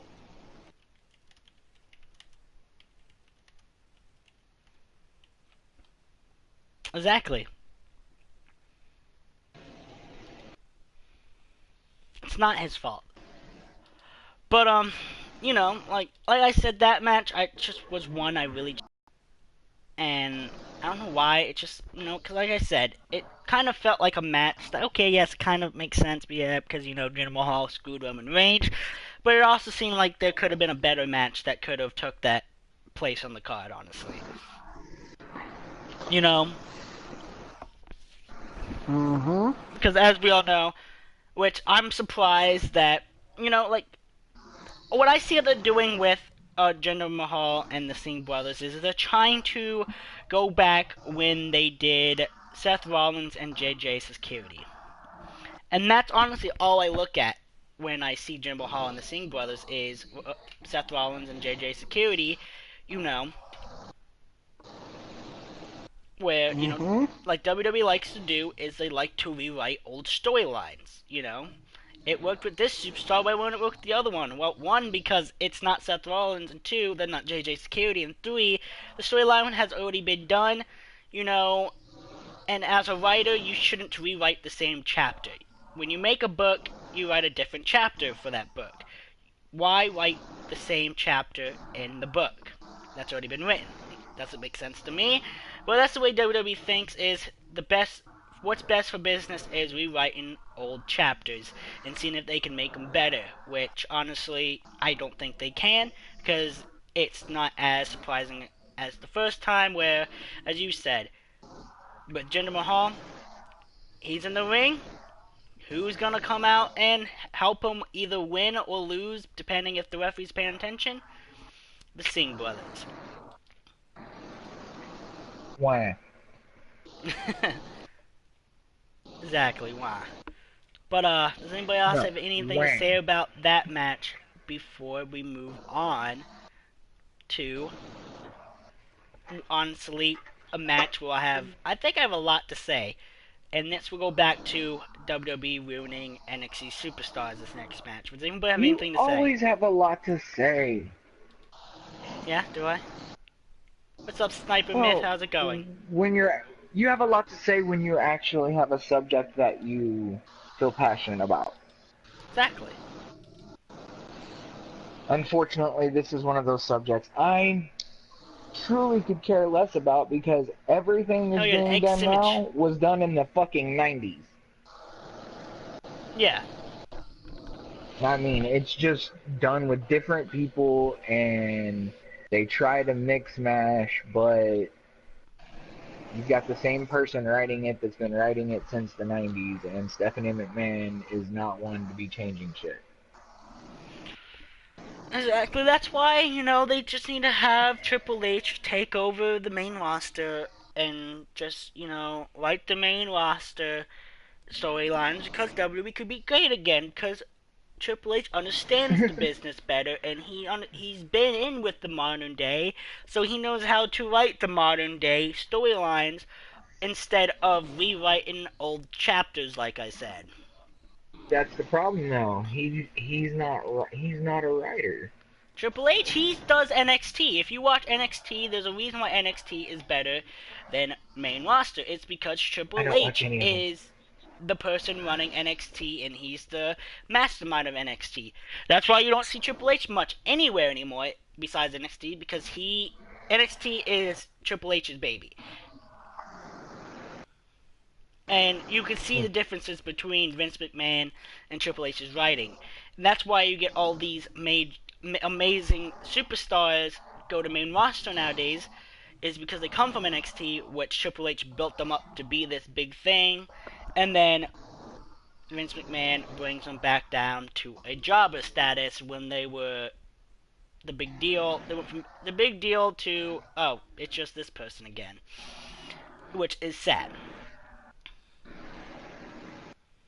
But I'm guessing nobody else had anything to say about the Roman Reigns and Jinder Mahal match. Who won? I don't have anything to say about that match. I wasn't impressed. Okay. Now, we get to go to a match where we had the SmackDown Women's Championship defended, and we got to see the future Hall of Famer himself return. Well, I'm not going to give any spoilers out yet for anybody, doesn't know. We're going to announce that person's name. Hopefully somewhere in this article it says it. Fuck James Ellsworth!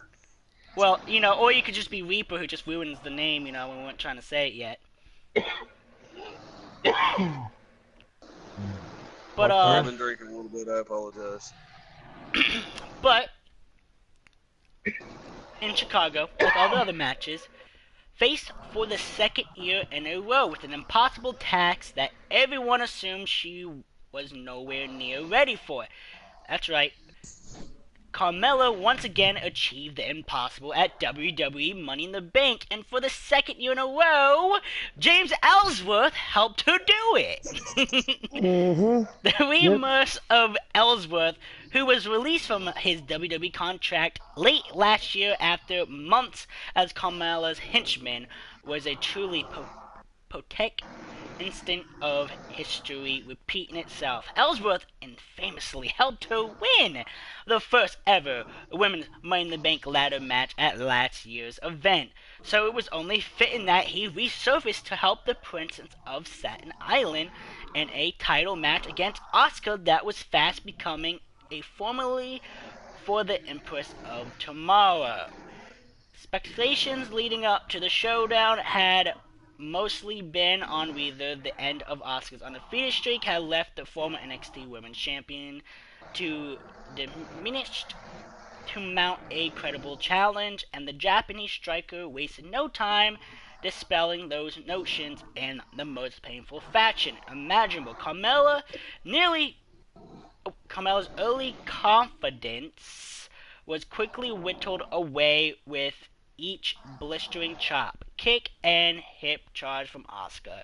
The Empress opening salvo was so savage that Corey Graves openly wondered if she'd get disqualified.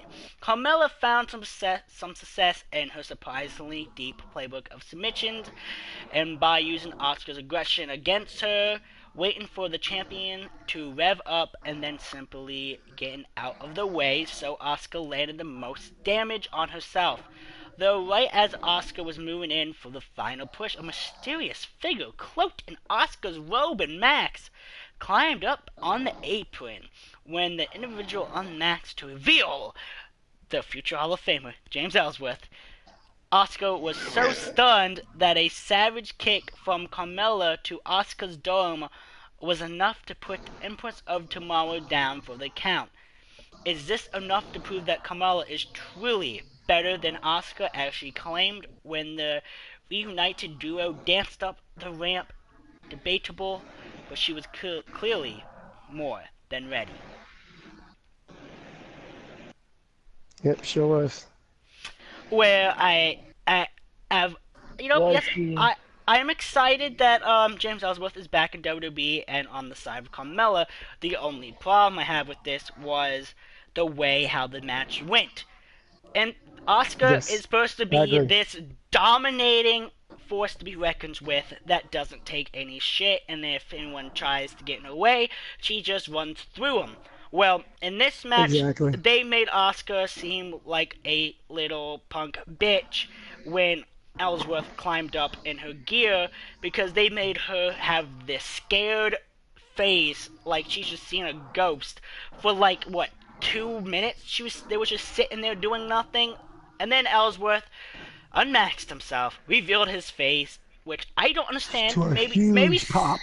Maybe somebody can explain why it happened this way, but when he unmasked himself, she started screaming like the ghost just attacked her, which I don't understand why it happened, and that frustrates me, because will we go back to talking about how NXT is better than main roster, and main roster ruins the amazing things NXT does to people like Asuka.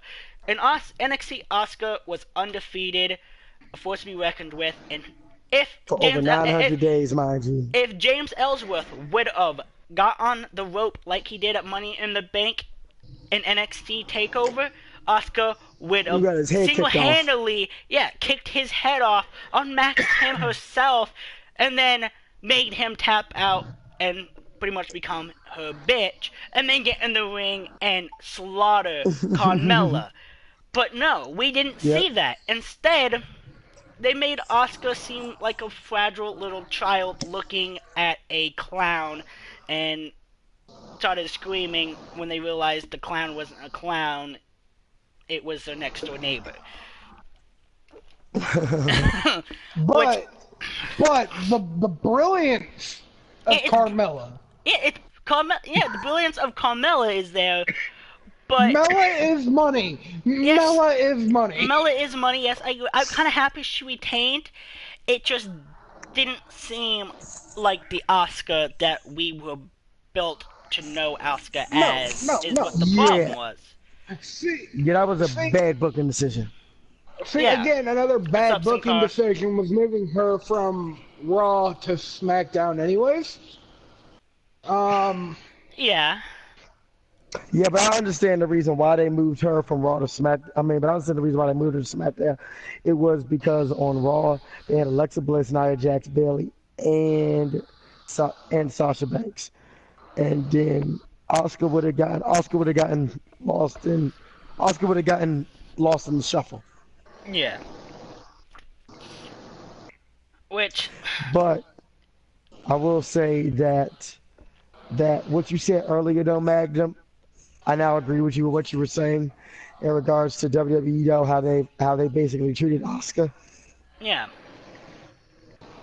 Pretty much, it just seems like ever since WrestleMania, before WrestleMania, they used Asuka to her potential, but it just seems like ever since WrestleMania when she lost to Charlotte, they just haven't been using Asuka like they used to, and they've been kind of using Asuka as a joke and someone to just fill a spot on the card, kind of like they're making her a joke with Carmella now, like, which, you know, later on in the show, if we have time before, you know, it gets too late, and if we get to SmackDown, where we can kind of talk about how I'm happy with what they did. But, you know, we're not there yet, so, you know, we're not going to talk about that. We're still here on Money in the Bank, which does it before we go on. Okay, so I have to agree with some extent. I wouldn't go far as a future Hall of Famer. All he's ever done was get lucky, and without fucking Dean Ambrose's help, would never have beat AJ Styles. But were you the first male to win the first ever women's Money in the Bank match? I don't think so. Okay, but his only two real have you beat John Cena? Again, with somebody else's help. And help. video games don't count. Yeah, and video games don't count. So, my point being is... See, the thing is, they have it wrong. They say Mella is money, but no, Ellsworth is money. No, he's not. Yeah, and the thing about James Ellsworth, the thing about James Ellsworth is that James Ellsworth, he's only been gone for what? A few months, I want to say. What, almost half a year? Or a little bit over half a year? Yeah, almost half a year. A little bit over half of a year. James Ellsworth got the biggest effing pop anybody got in that entire pay-per-view. Oh, yeah. I'm not arguing that. Like, he hasn't even been gone a year. And then when he unmasked and revealed who it was, the crowd went nuts. Exactly. And then what made it even more funny, no. Here's what made it even more funny. This match came directly after the Jinder Mahal Roman Reigns match. Yeah. What? Because the crowd were just relentless over Jinder Mahal Roman Reigns. But after that match was over, and then the Asuka Carmella match came, when the people in the stadium saw James Ellsworth unmasked, the entire mood of that arena shifted for all of 2 minutes. Oh yeah. It was great. I love that. Like, and I'm not taking that away from James Ellsworth. I just would not go into calling him a future Hall of Famer. But he's a future Hall of Famer. Well, you do know that many people are saying that. Well, you know, many people are saying that Fashion Police, they're gonna get into the Hall of Fame though, just because. But they've at least done something. I mean, they've had a rivalry that was meant for something. James Ellsworth was brought in to fuck with AJ Styles. Yo, James because of Dean Ambrose. Hey, I'm gonna say this right now. I actually kind of like the James Ellsworth and AJ Styles feud because that over there. I think if Dean Ambrose was removed from that whole equation, because I think that's what ruined it for me is the fact that they had Dean Ambrose in that. And I like Dean Ambrose. Don't get me wrong, but well, see, I kind of see why Dean Ambrose was a part of that, and it wasn't to tutor Ellsworth. No, it was Dean Ambrose was there kind of in a way to help James Ellsworth ass kicked, pretty much, is what it seemed. Like, he was there to pretty much do anything he could to watch James Ellsworth get his ass kicked. Yes. But he was also there every time, and this is the point I was trying to make, not to call him a future Hall of Famer. His 2 credible wins over AJ Styles Who decided those wins? How did he win? Dean Ambrose was involved some way or another. Yeah. So, again, I think if built right, and a true rivalry with AJ Styles will show anybody if James Ellsworth is worth keeping around. But they can't do that. Well, they can now because Dean Ambrose is injured and possibly, never mind. That's a prediction.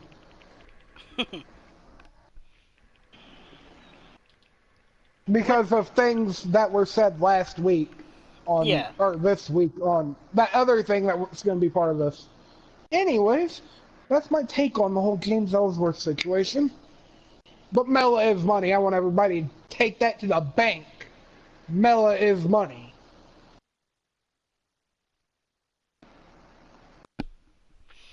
Mela is money, so is Ellsworth. But Don't.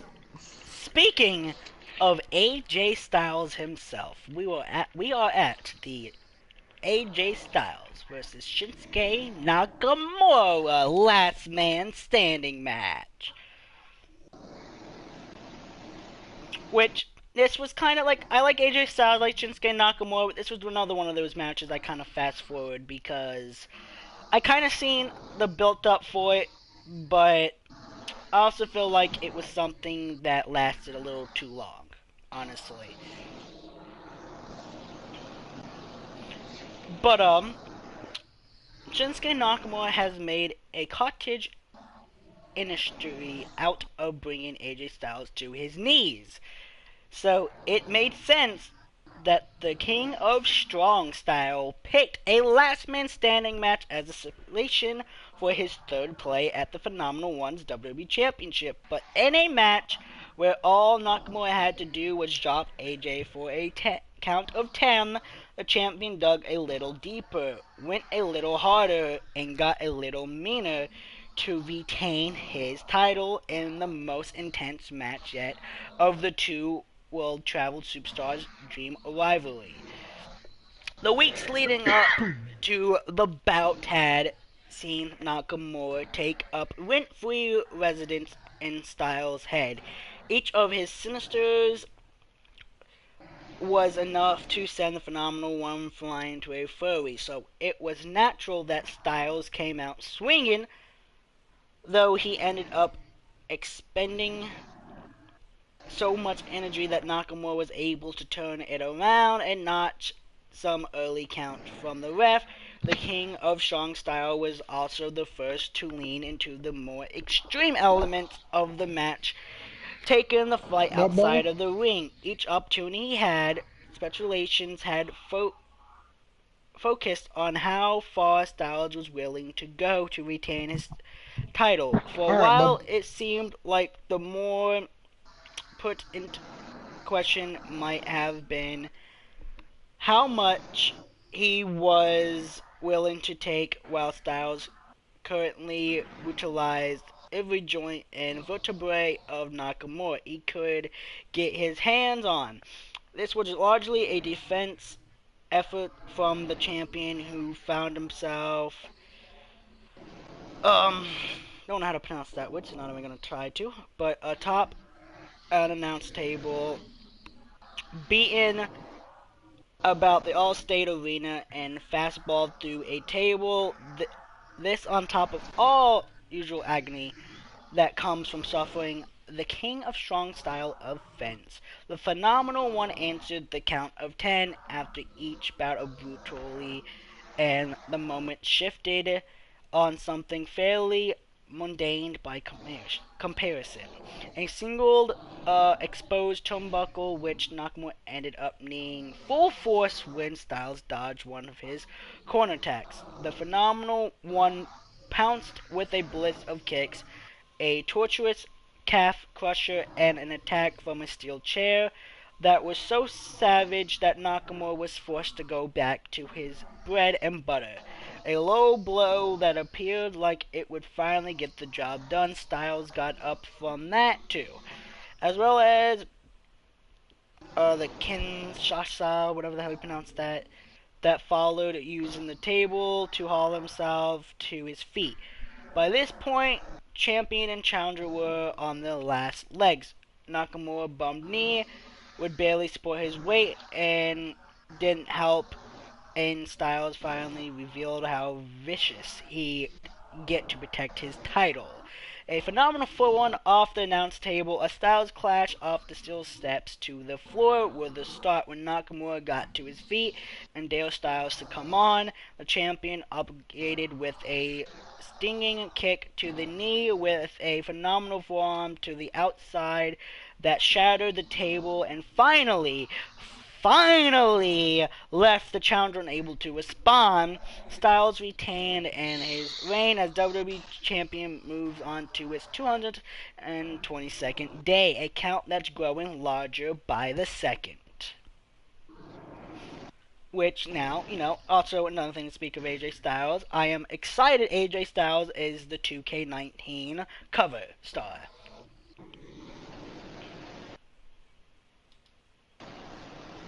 Yes, me too. Anyway, so we're going to get into this, right? We're going to get into this. So, where do you want me to start on how phenomenal this match actually was? And in my opinion, probably the best match that was booked on the fucking card. It definitely does sound like, I missed a good match and I probably shouldn't have fast forwarded through it, but I also had work at 5 in the morning the next day, so we're trying to get quickly through it, But, in reality, okay, to not sit here, beat the dead horse, I don't believe Nakamura is a good heel. Which, no, exactly like I said, that rivalry lasted way too long. I don't believe it's Nakamura's fault. It's because they did not, when he went heel, they kept the same fucking beat to his old song and just threw lyrics over it. And all the fans are still doing the fucking other shit he did. The fucking, the crowd thing they do. Whenever he comes out, when they're all chanting, the chant they do when he comes out, they still do that. So for him to be a heel is I don't think it's good for his career. I really don't. No, it's not. And that goes back into one of those things where maybe in NXT, if they try to do a heel with him in NXT, they would have probably been able to do it. But it's with the whole thing with main roster doesn't know how to use the NXT superstars like the NXT brand did, where they just constantly ruin them. You know what I mean? Right. And that's kind of the point I'm trying to make. I just don't believe Nakamura makes a believable heel. Yeah. Which is understandable. Like, if AJ Styles at that moment switched from being a babyface to a heel, everybody, I hate to say it, it's believable. Because AJ Styles, when he came in, he was a heel. He didn't give a fuck. He was coming out. He was going to beat up on John Cena. He's going to go beat up on Roman Reigns. Mm-hmm. He got traded to SmackDown and won the WWE title all in one span of 6 months. Exactly. Like, that's AJ Styles.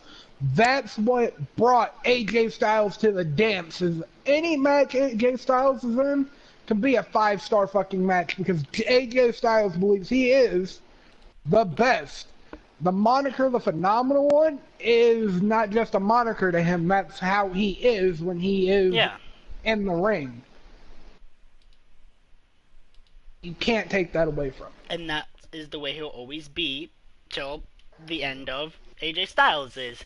He'll always be the Phenomenal One because when he gets in the ring, he gives it his best. And I'm kind of happy AJ Styles is in WWE, but nothing beats the AJ Styles when he left TNA and went to like Ring of Honor and stuff. Okay, so you're talking about the no one gimmick he did. Yeah. I actually liked that AJ Styles.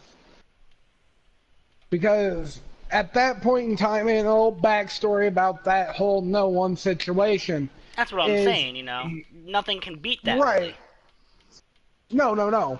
But, like, some people may not know that little backstory behind why that was even a thing. Yeah.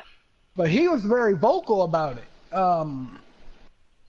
Him and TNA couldn't reach an agreement. He felt that he sat there for, since 2001, and gave that company his fucking life from 2001 to 2011, 2012, somewhere around there. Yeah, whenever he left and took the championship with him to the Mexico. Time he left, which was like 2012, 2011, or 2013, somewhere in that time frame. And he went to Mexico with it. He went to ROH with it there for a while. Yeah. And then they brought him back for about 3 months to give us our title back, blah, blah, blah. He lost the title. And at that point, he was like, I'm done. And went to New Japan, and this is what we got. Exactly. I don't believe we have even hit every move AJ Styles can actually perform. I don't think also, I want to see what else he has in that bag of tricks. Exactly. And, like, as AJ Styles' career expands, you know, and he goes where it goes, I feel like we are going to see a lot more out of AJ Styles, and he's going to continue to do what he does best and entertain us and also surprise us here and there. You know, because that's what AJ Styles does. He gets in the ring, and you know it's going to be a good match, no matter who he's facing, really. You could put AJ Styles... He could fight a wet paper sack and it'd be a good match. Yeah, and he'll somehow, you know, make that match the 5-star match, and then you'll be wondering afterwards, like, wait, how was that match so good? But then you'll be like, AJ Styles, it doesn't matter, you know? And that's one of the things that WWE isn't really messing up with, is, you know, they're actually doing kind of good with that part with AJ Styles, is because, you know, I don't think an WWE storyline could possibly ruin AJ Styles. Like, I think AJ Styles can overcome no matter what they give him. But I want to hear Twitchy's comments about this match. Because he's kind of quiet. That's if he's even up. It might be just me and you, honestly. Well, Reaper lost power. He texted me. Lost power again? Okay. Yeah. It ain't just me and you, buddy. I mean, you know, maybe Twitchy will come, maybe he won't. Who knows? But now, it's time to talk about... We talked about the first championship for the women's division. Now it's time to talk about the Ronda Rousey versus Nia Jax women's championship match, which I honestly think ended in the best way it could, honestly. In the best way it could to, not really, I guess, ruin Nia Jax's figure, but also at the same time not ruin Ronda Rousey's figure by being this force to be reckoned with, where I could feel like, you know, because she didn't lose the match. She's undefeated in a way still. Ronda Rousey is. And how that is, we're going to get to in a second, which honestly feel like, you know, with how the match went and how the match ended, I'm perfectly okay with it. Some people might not be, some people may, but I'm honestly, I don't think I can really say I was disappointed at anything that happened in that match, really.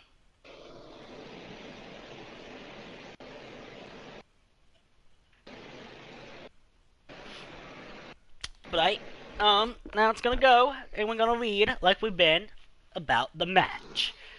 Ronda Rousey was more ready than Nia Jax gave her credit for when it came to the various rules and quirks of WWE style competition. She was ready for the headbutts, ready for the slams, ready for all of it. But neither woman was ready for a Money in the Bank cash-in. And instead, it was Alexa Bliss, not Nia, or Ronda, who left WWE Money in the Bank as Raw's Women's Champion just 90 minutes after winning the contract. 5 feet of Furry's intrusion was shocking, not just for the historic implications.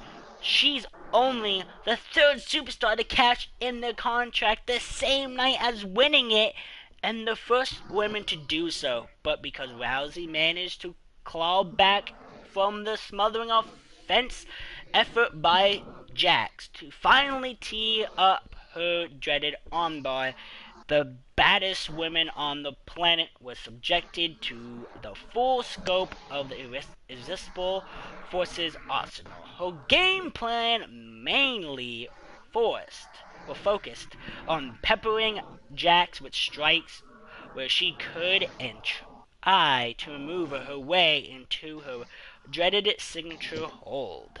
The strategy proved easier said than done.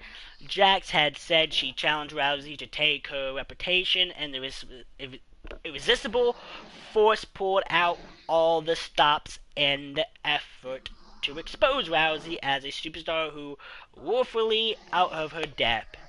It seemed her ever so briefly like she might have been, especially after Jax reversed her first armbar, attempted into a gargantuan powerbomb, and later incorporated maneuvers like bear hugs and Samoa drops. As the match wore on, however, Rousey began to find her footing and confidence. The punches landed harder, a judo throw hit its mark, and an armbar over the top rope took enough out of Nia Jax that when Rousey finally got the champion in position for an armbar within the ring, even Nia knew she didn't have enough left in the tank to counter it. And then Alexa Bliss struck. Miss Money in the Bank, who had won the contract less than 2 hours prior, attacking from behind, bashing Rousey in the back with the briefcase to earn Rowdy Ronda a disqualification win over the champion ever. After Bliss tossed Rousey over the announce table and brutalized Nia's arm with the briefcase, it became clear that what was about to happen. The cash-in was called a DDT, and Twisted Bliss were administered. And Bliss swiftly became a five-time women's champion. And while Rousey stood by the commentary table and Bliss paired back up the ramp, Nia was left dejected into the ring, clutching her arm with all the look of someone who realized that Ronda Rousey was ready after all, but she wasn't. Which, like I said, that was an awesome match. I enjoyed it. I'm perfectly happy and excited the way it happened. I did not expect it, and that's kind of why. I honestly expected Ronda Rousey to beat Nia Jax and Ronda Rousey go into Raw, the women's champion, and then Alexa Bliss and Ronda Rousey go at it for a little while, for a couple months, have Alexa Bliss hold the briefcase for a couple months, then Ronda Rousey successfully retains the title at one of the pay-per-views, and then Alexa Bliss comes in. But it happened differently than I expected, which I'm happy for it, and the fact that Ronda Rousey's still undefeated, but you know she didn't win. That's cool. And honestly, I'm not even disappointed in the match. I actually enjoyed it. You know, and like I said earlier, I'm glad Alexa Bliss won the Money in the Bank, and I'm glad that Alexa Bliss is getting the push that she's getting, because I personally feel like she deserves the push she's getting, and all that. Well, again, Ronda did win. I can't sit here and say I was wrong about any of my future predictions. So if you would have put money on it, saying that she would have been right. win the match, you would have been right, unless you said she was going to walk out with the championship. then you would have been wrong. But if you said, yeah, Ronda Rousey's going to win, there is no doubt about that, and you put money on it, you would have won, And we got a new champion, which that's I'm glad about, and I kind of see that's what they're doing with the women's title kind of now after Nikki Bella got off of the title. They're kind of, you don't know when the title's going to change hands, and you can expect a title change hands. Like at Money in the Bank, I knew that title would change hands. Just didn't know it was going to be in the hands of who it was, honestly. I thought Ronda Rousey was going to walk out. I thought they were going to really just push Ronda Rousey all the way to the top, have her beat Nia Jax at Money in the Bank, and she was going to walk into WrestleMania the women's champion. Honestly, that's how I thought it was, but that's not how it went, which I'm not disappointed, because now, which we're going to talk about probably later on, we can still see a great rivalry between the three women. They can continue the rivalry between Nia Jax and Alexa Bliss, but they can also throw Ronda Rousey into the rivalry and make it a triple threat rivalry to go into SummerSlam, which could be an awesome match. Which could be an awesome match, and that's why I'm glad that Alexa Bliss won the Money in the Bank and cashed in, because that was one thing in the storyline where they went right, and they did it for storyline purposes. Yes, other people maybe wanted other people to win the Money in the Bank, but if you actually analyze if anybody else would have won that Money in the Bank, really in there.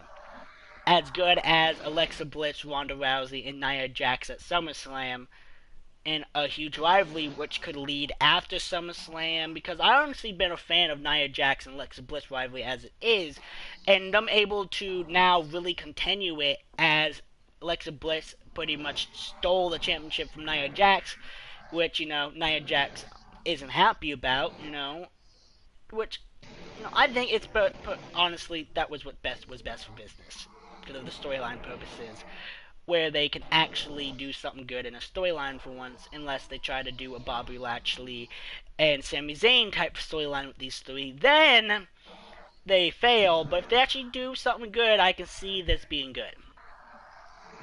I can agree to that. Storyline purposes, reevaluating things. Exactly. I can see it. But I think in a way, deep down, I still want Ronda to walk out the camp. Yeah, but honestly, if she walked out the champ, storyline purposes, I don't see much they could have really done. Where in this way, they could go multiple routes in the storylines to really keep us on our feet with this, and that's what they went good about. Because as we all know, something happened on Raw that we're probably gonna get into, because we're about to get to the main event of Money in the Bank. Yeah, I mean, I don't know how long we've been live so far. Just like I knew this was gonna be. It says started streaming 2 hours ago, so a little bit over 2 hours. As I already knew that this, a podcast like this, I already knew when we started talking about wrestling that that it was gonna take a while. I knew it was going to take a while, which honestly, I can sit here and talk about wrestling all day, so I had no problem with it taking a while. Due to the fact, and if I get to talk about storylines and how shitty WWE storylines are, it's amazing. Well, I think the way we could end, actually, I got an idea, but, so we're moving on to the male Money in the Bank. Yes, I mean, at least for this episode, we could probably hit the week shows tomorrow. Yeah, we could. And do it when we get off. I mean, unless you want to continue after this. It all depends on me and you, honestly, because I'm not really doing this for views. I'm doing this if it gets the views, it gets the views. It's more of, we have good talks about it. Why not if the fans? Yeah, we have great talks about wrestling. That's pretty much what this just is. Like, and I should probably be watching because I'm. That's really just what this is. Paying attention to the comments at the moment. Well, no one's really commenting at the moment. The comments are dead. So. Oh well. Yeah. Yeah, man, I mean, to be honest, so let's move on to this Money in the Bank match, because I had my pick. And I may have predicted this match. Well, see, there was a lot of great people, before we actually get into the match, there was a lot of great people in this match. Yes, I'm sorry, WWE, but Minus Kevin Owens. tomorrow night, I'm gonna do a better Money in the Bank than you guys, with my buddy over there, Vito. Sorry, WWE, if you watch this, but I don't care. Fuck you guys. You guys fucked up Money in the Bank. We're making it better. But I mean, like, I honestly can say they had the match. They had it stacked. They had Braun Strowman, Finn Balor, Samoa Joe, Rusev, and Bobby Roode, and Kofi Kingston. Only two people I wasn't really too excited was really Kevin Owens and The Miz. Where anybody could have won that match, and I wouldn't have really cared. But I'm glad they went with Braun Strowman, which, yes, I just kind of gave it away, which they're probably actually going to say in the first part of the article anyways. But, because Braun Strowman hasn't really got this, like, they've been pushing him here and there, but Braun Strowman hasn't really got a big championship push. And them having him win Money in the Bank pretty much shows they're going to give him a championship push. Which means, I'm going to predict this now, I could be wrong, but at SummerSlam, you're going to see Braun Strowman versus Brock Lesnar, and Braun Strowman's going to beat Brock Lesnar for the Universal title, and Brock Lesnar is going to leave WWE. But where does that leave Paul Heyman? Who knows? But I do think this is where we're going to see the end of Brock Lesnar at SummerSlam. Because if I'm not mistaken, if I go back to when Brock Lesnar came back, he won his first title, I think it was a WWE title, at SummerSlam when he first won his first title back. Yep. So what a better way to what a better way that squash match with Cena, what a better way to end Brock Lesnar in WWE than the same way he got brought back and having him lose the title instead of win a title. I honestly think that's the best way they could do it for storyline, and I honestly think that's the best way they could push over Braun Strowman and give him a championship like they should have done a long time ago. And they should have gave him, honestly, they should have gave him a true tag team partner at WrestleMania and gave him a real title reign as the tag team champions. But I understand why they went with the route they did, and Braun Strowman, but this gets me excited with what happened at the main event, which we're going to get into now, talking about the match, where Braun Strowman said he was going to win Money in the Bank contract and cash in on Universal Champion Brock Lesnar. He's one step down. The Monster Among Men is now Mr. Monster in the Bank, having landed Raw's second contract overnight to set up a potential showdown between Team Red's super heavyweights. Well, I do gotta say this before I continue reading. How it just said second contract for Raw. I'm honestly surprised they gave 2 contracts to Raw and not one to SmackDown and not one to Raw. But that being said, let's go back to the article where this was hardly a surprise. Strowman was such an obvious forerunner that Kevin Owens had spent the entire night attempting to sweet talk the bout SmackDown participants into ganging up on him. Samoa Joe was less receptive to... Hold on, I kind of seen something at the corner of my eye and looked away so I could see where I was. Samoa Joe was less receptive. The New Day seemed specifically bought by Owens' trash bag full of pancakes until KO let slip that he hates breakfast foods, which... I'm sorry, Kevin Owens, but how can you eat breakfast foods? As it turned out, he needn't have tried so hard. The match opened with everyone joining forces to effectively bury Strowman under a pile of ladders up top the ramp.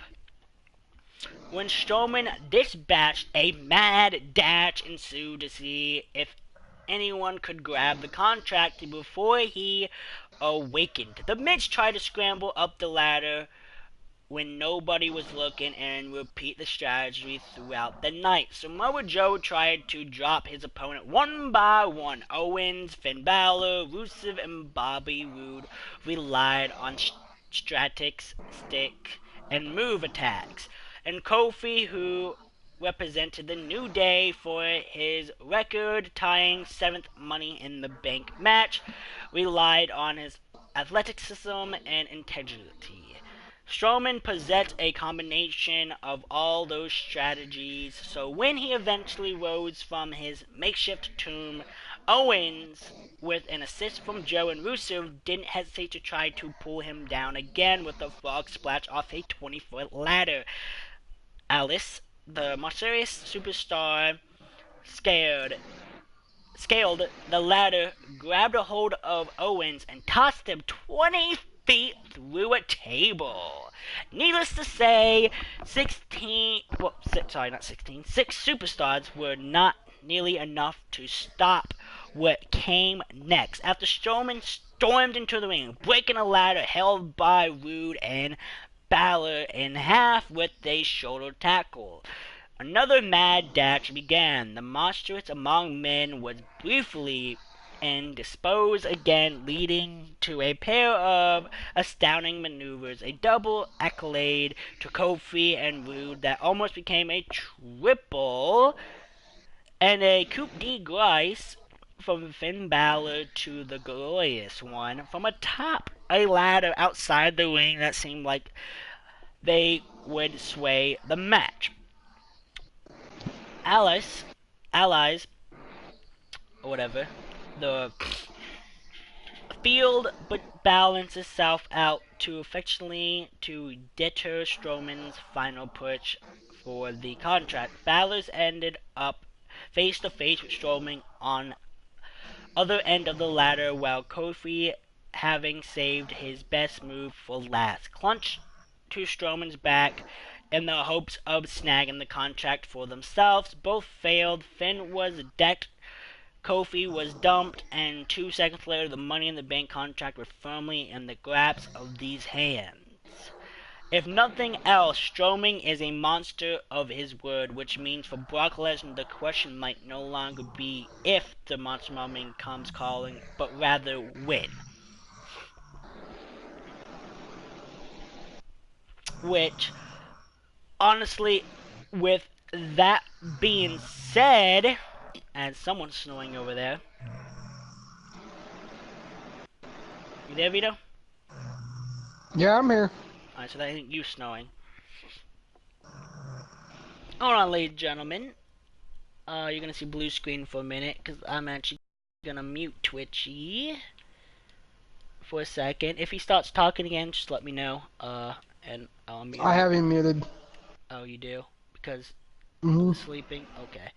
But, with that being said, I honestly was surprised with how the match ended. I thought, honestly, when Kofi Kingston jumped on the back of Braun Strowman, I thought that was that's how Kofi was gonna win the Money in the Bank contract. Because as we all know it, Kofi Kingston always in a Royal Rumble match has ways of not being out the first couple times. Even when he got tossed over, he has a way of making it to his feet doesn't touch the ground in unique ways. So I thought, they were gonna pull something like that with Money in the Bank and have him actually win in a unique way by pretty much having him climb on top of the tall Braun Strowman and become Mr. Money in the Bank for the New Day. What's up, Lasso XO? Which, surprisingly, that did not happen at all the way, and which I'm still excited how it went, where Braun Strowman won it, like I said, and I honestly think that Braun Strowman will be the one to defeat Brock Lesnar, and I think it's gonna be sooner rather than later at SummerSlam. I agree, honestly, because I don't believe Braun Strowman. I believe Braun Strowman's gonna win. But it's gonna be in a way that is out of character for Braun Strowman. Exactly. Because Braun Strowman, granted, he could be like how John Cena kinda did his.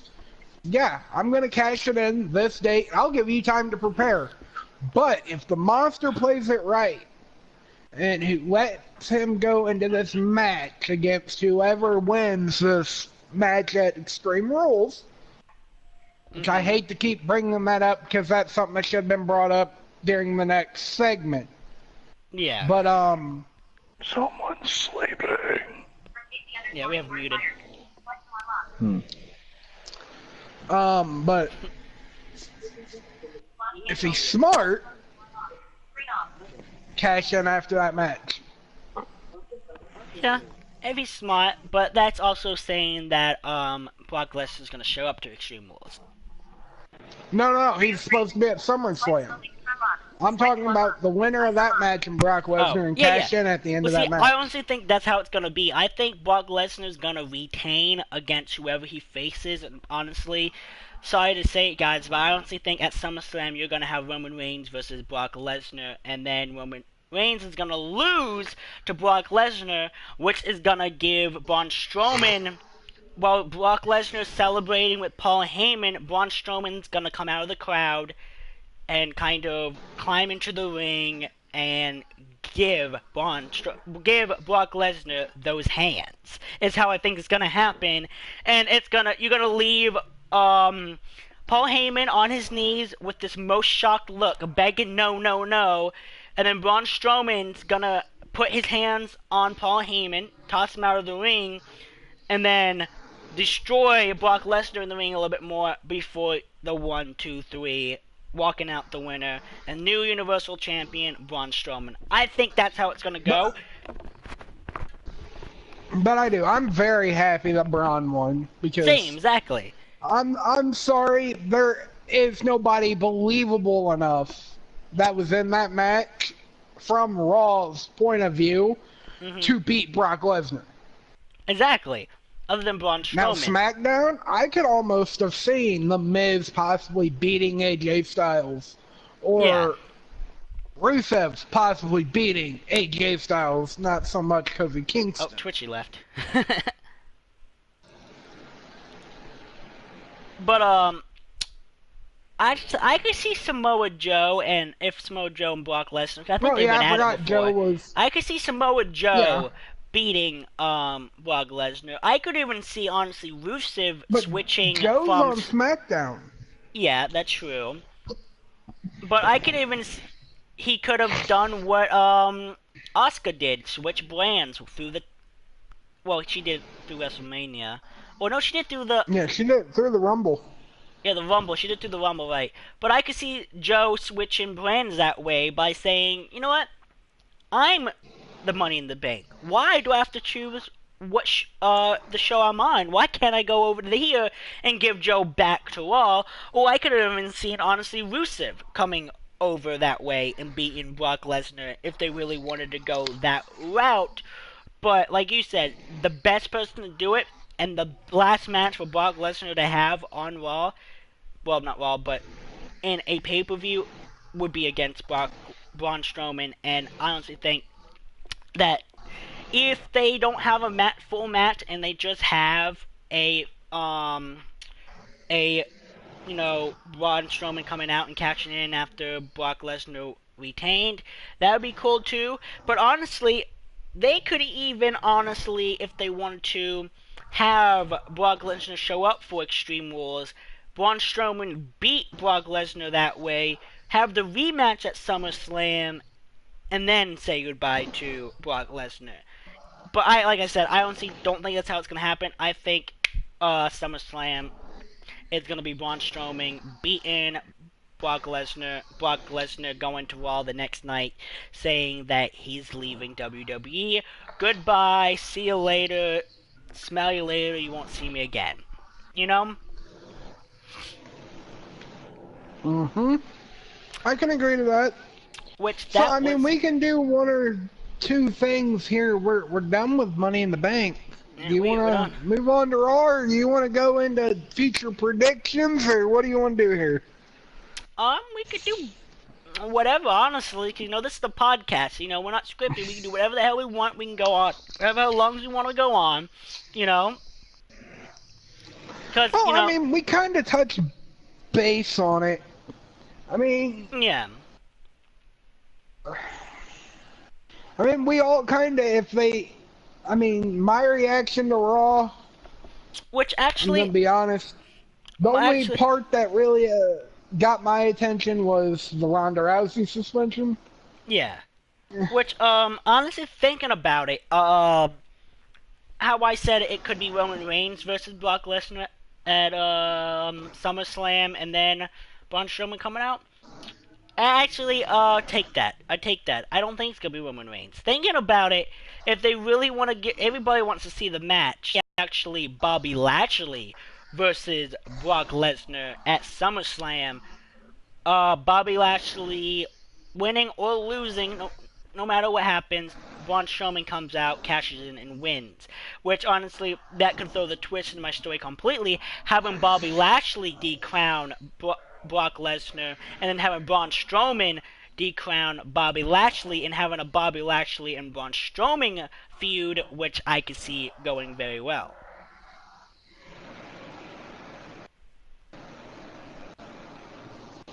Right, that's my thought process on it. I mean, for future predictions, I believe Bobby Lashley is going to walk out of Extreme Rules to face Brock Lesnar. Mm-hmm. But there is the idea, and I doubt WWE runs with it, Brock Lesnar, Braun Strowman, that'd be a big match. But Brock Lesnar, Braun Strowman, and Bobby Lashley in one ring for the Universal title. Yeah, that I don't know if the ring could hold all of them, though, is the thing. I think that'd be too much for the ring. It held Kane. It held Brock Lesnar, Kane, and Strowman. I mean, Bobby weighs less than Kane does. Does he? Yeah. Yeah, but he might weigh less. He might be way less, but when we look at Kane and Bobby Lashley, Bobby Lashley's more muscle. Kane's not really all there with the muscle. He's gotten kind of low out of shape lately. So the weight, that's where it shows. That's where the weight differences is different. Where, yes, Kane, it probably held Kane's weight, but Kane's weight was probably mostly fat. Where Bobby Lashley's mostly muscle, and muscle weighs more than fat. You know? You're right, because you got three big guys. I hate to say it. They'd have to really, really reinforce that ring. Really enforce the ring, or have that be the main event, and kind of do what they did with, I think it was Braun Strowman and Big Show, where that ring collapsed at the end.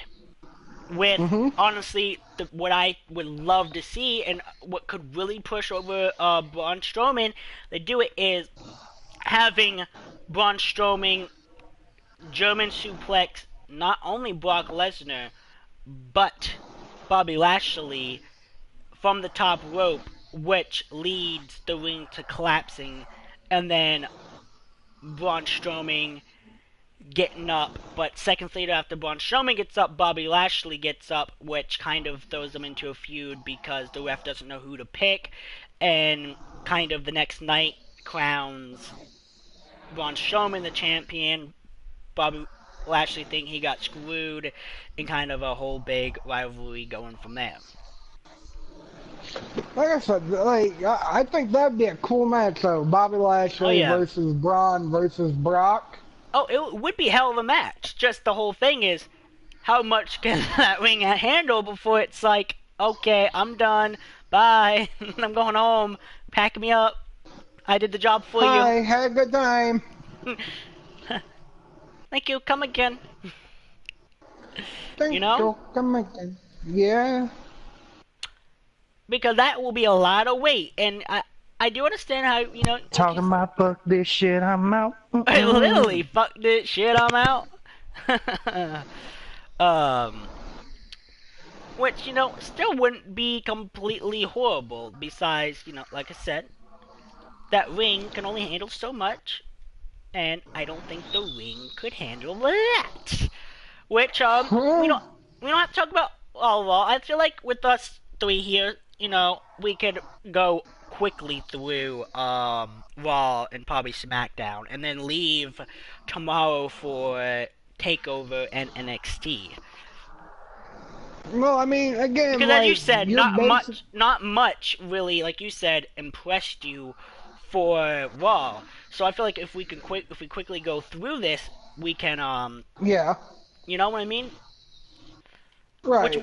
Which that's still talking with all we want to talk about, but we're gonna talk about the headline of what I want to talk about Raw, which we probably should be talking about this last, but it's happened first on Raw, so we're gonna talk about it first on Raw, and that's actually the Ronda Rousey attacked Raw Women's Champion Alexa Bliss and Raw General Manager Kurt Angle, which, before I get into the storyline, I am 100% completely not expected and completely surprised she actually attacked Kurt Angle.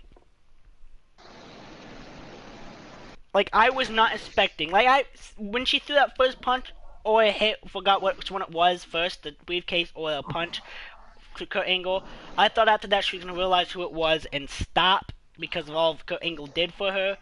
But surprisingly, she actually attacked Kurt Angle also. You have anything you want to say on it before we read it? All I can say is, I really hope Ronda cools down before she comes back, because Alexa Bliss is hot, but there wouldn't be an Alexa Bliss left if Ronda Rousey gets a hold of her in the state of mind she was Monday night. Oh yeah, I mean, you kind of can't, blame Ronda Rousey. She was having a match, and, some random little chick came out of nowhere and fucked it all up for you, kind of put you, in your place, tagged you with the briefcase, I can see her aggression why it was, but I don't see what her aggression was with Kurt Angle. But, looks like this is a short little article, so we should be able to get through this real quick, this part, but, in Grand Rapids, MI, which is, Michigan? Michigan? Yeah, in Grand Rapids, Michigan, where, Michigan, which I'm surprised, thinking about it, they fucking traveled a little while, Chicago to Michigan? But really, it's not that far, Chicago being on the north end of Illinois. True. Michigan's only... They still drove a little while after Money in the Bank, though. Oh, yeah. Oh, by the way, just a note, a lot of people from Illinois don't claim Chicago, just saying. Yeah. Oh, I know. I don't claim Chicago. No, I'm from Southern Illinois. I'm not saying that for your benefit. I'm saying it for the podcast benefit. Which kind of, as you could see, when we were reading Money in the Bank, it only said Chicago. It didn't say Chicago, Illinois. It even only said Chicago. Which means, I guess the United States doesn't even really claim Chicago in Illinois. Illinois itself just says, fuck that shit, we out. You can say Chicago is its own state. You can say Chicago is its own state at this point. Well, okay, so here's the fucked up thing. Okay, funny fact about Illinois before we get into this. Alright, the 2019 ballot, okay? You know what's sitting on this motherfucker? Chicago becoming its from own. Cook County, and north of Cook County is to be Northern Illinois. Yeah. Oh, so they're wanting to separate Illinois into Northern Illinois and Southern Illinois. Yep. Pretty much, it's going to be like North Carolina and South Carolina. Oh, God. Yeah. I'll be part of South Illinois. Yay!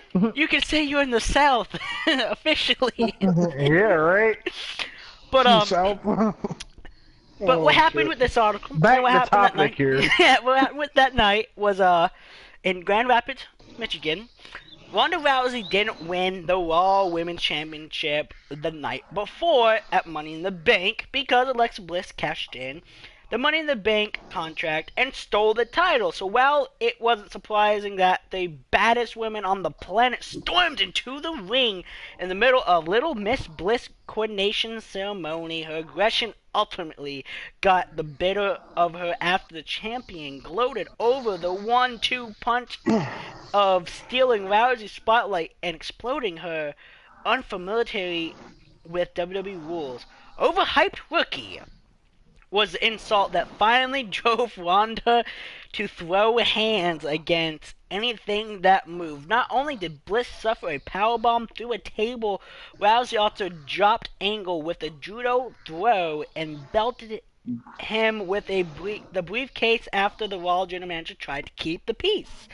Giving the outburst, Angle wasn't convinced Ronda got it when she insisted she knew how WWE worked. Once he caught up with Rousey backstage, the general manager handled a 30-day suspension from Raw as a result of her action. As for the championship, Nia Jax absent from Monday night's show, thanks to a physical therapy session, has evoked her rematch clause for WWE Extreme Rules, which means Bliss has her hands full for the time being, but Rousey made her motions clear.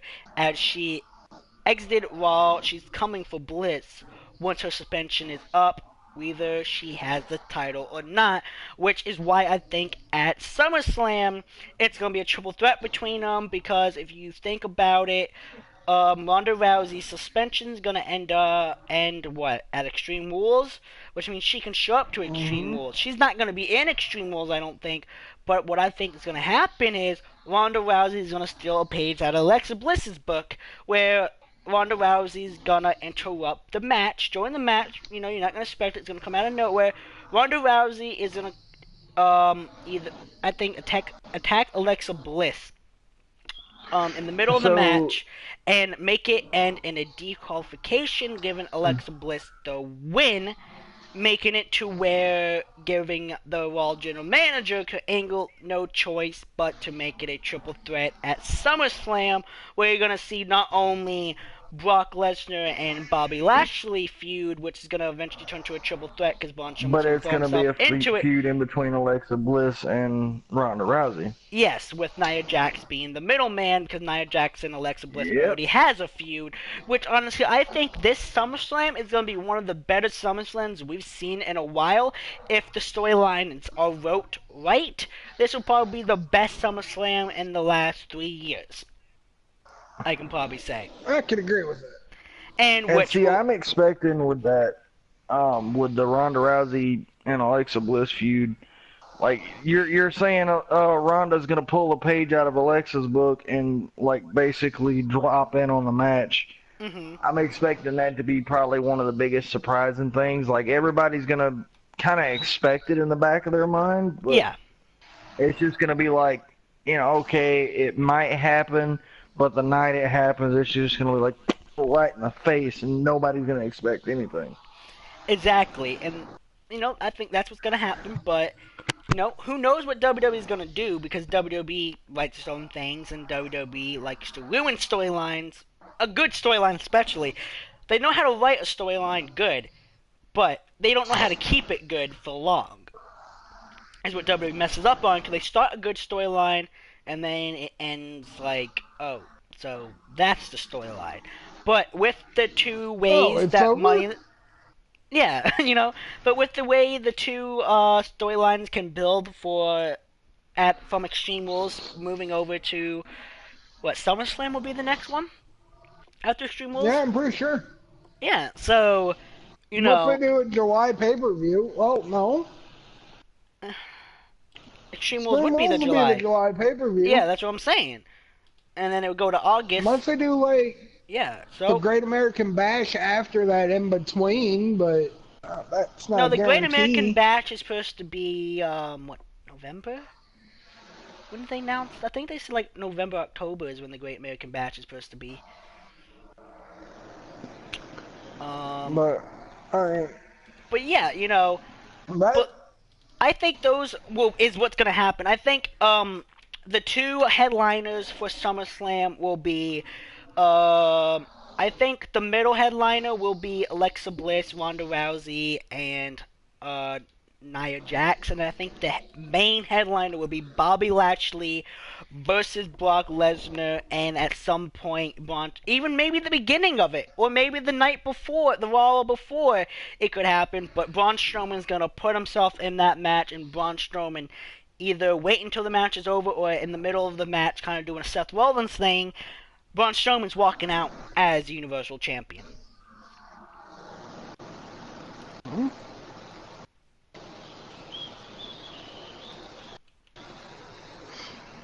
You know, it might not be how it happens, but that's what I'm predicting it to happen. Yeah. But now we got to move on to the rest of the crap show called Raw. I'm sorry, it was kind of a crap show. Yeah. Rest of the crab show, which, honestly, this next part, I didn't watch the match, so I don't know if it was bad or terrible. But I honestly, can't be too disappointed with this match, especially since people say that, let me see if I can see the comment before I actually read the match. It was mentioned earlier, but I don't know if it was too far up earlier to where it won't show. Give me 1 minute, ladies and gentlemen. I might have passed it already, who knows? I don't remember exactly the point it was. I think it was after that. Are we talking about, I think the first match was Dolph Ziggler versus Seth Rollins, wasn't it? But there was a comment earlier that was said that I didn't acknowledge, but I wanted to acknowledge now, because the reason why I'm not disappointed with the way things happened. And where's that comment? I might not be able to see it. I may be able to grab it. Yeah, I don't see it. Backstage, what's that? But the comment was that Dolph Ziggler and Drew McIntyre reminds some of the fans as Diesel and I forgot who the other guy was. I think it was Diesel and Shawn Michaels. That's kind of who Dolph Ziggler and Drew McIntyre reminds them as. And with that being said, they got a good point. And that's why, with what I'm about to say next, I cannot be disappointed with, but only kind of excited to see where it goes next. And with that being said was that we saw Dolph Ziggler versus Seth Rollins with the Intercontinental Championship on the line, which is the biggest title at the moment on Raw, when it's supposed to be the secondary title and the Universal title is supposed to be the biggest, but now, to this day, Universal title's weaker than the Cruiserweight title. The Cruiserweight title, if they had a Cruiserweight title still on Raw, would be the second title to the Intercontinental title, pretty much the way WWE's running it. But with what happened was, give Seth Rollins credit for doing the honorable thing and reinstating his Intercontinental title open challenge, despite a hellacious defense against Elias at WWE Money in the Bank. But the Kingslayer's heart got the better of him, and Dolph Ziggler took advantage of the champion's wear and tear to snap Rollins' reign and win the Architect's coveted title. That said, the Architect proved to be a tougher task than the former World Heavyweight Champion expected. Even after suffering additional damage to his knees, luckily for Ziggler, Drew McIntyre, who had been prowling at ringside, was there to make his presence known, leading to dueling roll-ups between champion and challenger. Rollins tried to put Ziggler away with a handful of tight the same way he had against Elias. But the show-off was just a little bit sneakier, reversing the Kingslayer with a two-handed tight assist pinfall of his own when Ziggler mocked the former champion and Rollins latched out after the bell. McIntyre struck, helping Ziggler drop the disposed title holder with the brutal Claymore zigzag combo, which I hope they add that into 19. Just gonna say that. Rollins would later declare his rematch for the next week's show. But the more immediate reaction came in a post-match interview where the new champion and his enforcer inherited that they had no interest in t-shirt friendly catchphrases like burn it down or it's my yard. All they were there to do was win. The Kingslayer has been slayed. Long live the Intercontinental Champion. Which, with that being said, I am glad they gave Dolph Ziggler the push they gave him that night. I don't know how far the push is going to go. I don't know if he's going to have him drop it this Monday on Raw. But I hope they actually have Dolph Ziggler keep it for one reason only, because of the fact that it reminds people of a Shawn Michaels and Diesel type tag team. And the reason why I'm saying it is Dolph Ziggler, before they put him into that little gimmick where he was multiple gimmicks and kind of turned him a little jobber, Dolph Ziggler was one of my favorite people. And with him teaming up with Drew McIntyre, Dolph Ziggler and Drew McIntyre has potential. So therefore, of being one of the biggest tag teams nowadays. But therefore, even if Dolph Ziggler does not keep the Intercontinental title, I hope at some point Dolph Ziggler and Drew McIntyre gets a shot at the title range for the tag team championships, where they hold it for a little while, not forever, because I like to see titles change hands almost every time it's on the line and go back and forth, but I also want to see Dolph Ziggler get the push I honestly think he deserves. With Drew McIntyre, obviously he deserves a title also, and what's better than giving them both a push at the same time? That's how I feel. Okay, so with the statement that was made during the Rollins post-match interview where he announced that he was going to rematch for next week, there's something that he said, I gotta figure out how to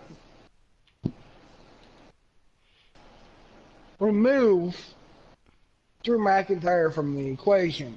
Yeah. With that one statement, there's been somebody who's been, missing from Monday Night Raw since he got hurt by Samoa Joe in the bar,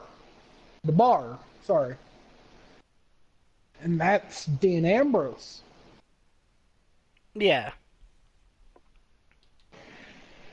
So, with that being said, I see where you're going with that. With that actually being said, and getting Drew McIntyre out of the match, there has been rumors that fucking Dean Ambrose will be making his return very, very, very, very soon, which could be the next episode of Raw, where I could actually see something good becoming of it, where you are onto something there, where I can see Dean Ambrose returning next week, taking out Drew McIntyre in the middle of the match when Drew McIntyre is about to do something big and screw over Seth Rollins. I see Dean Ambrose coming out of nowhere, attacking Drew McIntyre, where honestly, where I kind of hope, now with that being said, Dolph Ziggler loses the title, only to make a little feud to go to Extreme Rules between Dolph Ziggler, Drew McIntyre, and Dean Ambrose and Seth Rollins. I mean, again, if I'm wrong, I'm wrong. Like, you can't quote me or... You're honest, because you're saying that I do remember that seeing... was hinted. Yeah, I do remember seeing very, very, very reliable sources through the wrestling thing, where I get a lot of my reliable sources before stuff happens, and it usually 9 times out of 10, what they said happens if there's going to be a return, a title change, and that's kind of why I say that I think Brock Lesnar losing at SummerSlam, because there has been, with that same source, told me that they finally found someone to take the title from Brock Lesnar, and he's going to be leaving WWE afterwards. That's why I said what I said, but with that being said, they also said that Dean Ambrose will be making his return soon. Sooner than you know it. And with that being said, because I didn't watch Raw, so I didn't know that comment was said, but with that comment being said, I think you're actually onto something, and next episode of Raw, you will see Dean Ambrose return, but you will see Dean Ambrose not the same as before, as he's sporting a shorter hairstyle and a beard now. Look, he's had a beard on and off through his career for the last, but now he has a anyways. full-on, actual, kind of clean, beard, shaved beard, which, honestly, I think that look works for him, and I think Renee Young kind of had a little bit to do with that beard coming back, or the fact, I don't know if you guys knew it, but I think that gets her panties wet. That's what I think. Yeah. I think she gets a little wet on that. But anyways, not get back to what we're actually supposed to be talking about. Not Renee's we're not panties talking about Dean that? Ambrose's beard. Oh, I thought we were supposed to be talking about that. No. Sorry. No. Back to the wrestling here. The important stuff. I mean, damn it. In all sense, you technically could say, I'm not gonna go there. Nope. I'm be good. Yeah. I'm not gonna go there. Yep. I'm not gonna go there. With this. Probably gonna be the best idea. But I honestly I could see great things coming out, like, honestly, if Dean Ambrose comes back and screws over Dolph Ziggler, I can see a great feud going back and forth, going to Extreme Rules, and going from Extreme Rules to possibly a SummerSlam feud, honestly. Mm-hmm. Which, honestly, I would not be disappointed in. So, I mean, you're on to something very good there, where I didn't even think about that due to the fact... But if WWE executes, that's another thing. The thing is, if WWE executes its good storylines or its WWE New Day storylines, which I was not dissing New Day there, I'm just saying because the new storylines they do. New Day? Sorry, that's a SmackDown thing, and I have to go, New Day? Sorry. Yeah. I had to do it again. Which, I mean, so far, this Raw hasn't seemed so bad, honestly. This Raw has not seemed so bad. No, to me, there was more promos without action. Yeah, Wasn't very well balanced. Where, here we go with the next match, where we talk about how they just get rid of him because they shouldn't have brought him back the way they did. They should have brought him back as an amazing superstar. But the next match was Bobby Roode versus Kurt Hawkins. Quick thing before we go into this, though. Okay. I want to pose a question, or I want to pose a poll for you guys in the comment section that are going to be watching a video for this later. If you grew up watching the Attitude Era to today's wrestling, which one did you like better? For after the podcast, once this is VOD, let us know in the comment section down below. Leave your vote there and let us know what you think. Yeah, that should be pretty interesting. I actually would like to know that. Yeah, me too. You're onto something there. Something we should have done at the beginning of this. I think after we're done with this fight, me and you need to sit down and think about other things we can do on this idea that Lasser just gave us. Yeah. Anyways. It was Kurt Hawkins versus Bobby Roode, where this one's going to be a very short article, a little bit shorter than the first one we read tonight. But Bobby Roode's entry into the Money in the Bank match was nothing short of glorious, but the former United States champion found himself on the wrong end of the highlight reel after he received a 20-foot coupe 7-day grace from Finn Balor that banged up his ribs. That said, the Glorious One didn't miss the opportunity to rally his win over Kurt Hawkins on Raw via a shifty and admirist glorious DDT was deceived and entirely unhindered by the injuries he had sustained. Rude stayed in the hunt, while Hawkins' own goal of snapping his losing streak remains frustratingly out of reach. With that being said, Bobby Roode defeated Kurt Hawkins, making Kurt Hawkins more of a jobber than he already is. Where that annoys me because I had so much potential and so much hope for Kurt Hawkins when he was coming back, because the way they built him up, like I said earlier, when they announced that he was coming back to SmackDown, they built him up to be like he was going to actually be something in the company and be an actual main roster superstar that was actually going to do things, win championships, possibly tag team championships, not only single competition championships. But what did they do but do exactly what they did his last reign in WWE before he came back, and they made Kurt Hawkins a jobber. But this time they even made him more of a jobber with, as it said at the end, where his own goal was to snap out of his losing streak, but remains frustratingly out of reach. Which, fucking Kurt Hawkins is at what now on his losing streak? Dude, I've lost count. I think it's close to like 300. Which, you know, I'm not gonna lie, I really don't know. Dude, that's not a losing streak, that's a losing train. Yeah, which, you know, kind of disappoints me, and that's why I picked him up on Raw, through my own storyline show that me and Vito and Buddy's doing, is because I actually want to do something with them.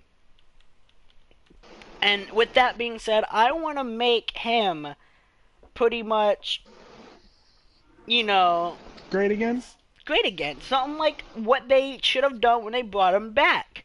But they didn't, and it's just annoying. Like, how, I don't even know how Kurt Hawkins would even sign a fucking contract. Yes, he's getting paid, but why in the hell would you come back as Kurt Hawkins then, knowing that they're about to come in there and just job your whole fucking life away and pretty much make an embarrassment out of yourself? Like, yeah, you know, sure, that sounds cool. I'll lose 400 matches. Yeah, that would be great for business. No.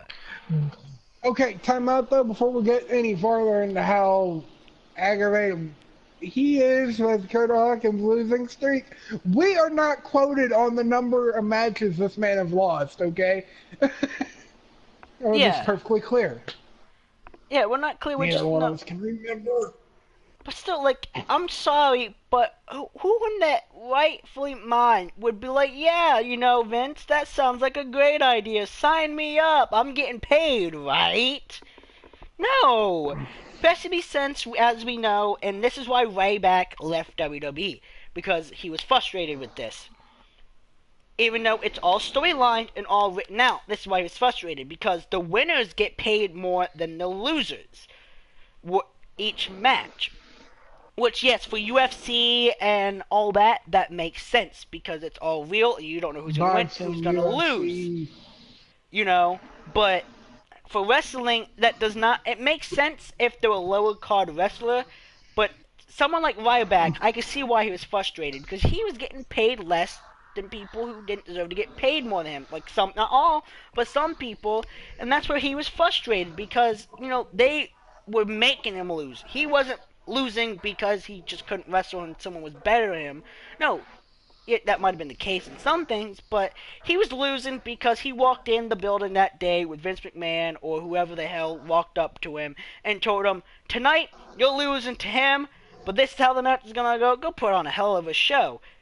After a little while of, you know, pretty much of that, yes, I can see why he got frustrated and why he got pretty much why he's no longer WWE, because they went back and forth for a long time about how he believes they should change the policy. Well, I even feel like they should change the policy due to the fact of how everything's scripted.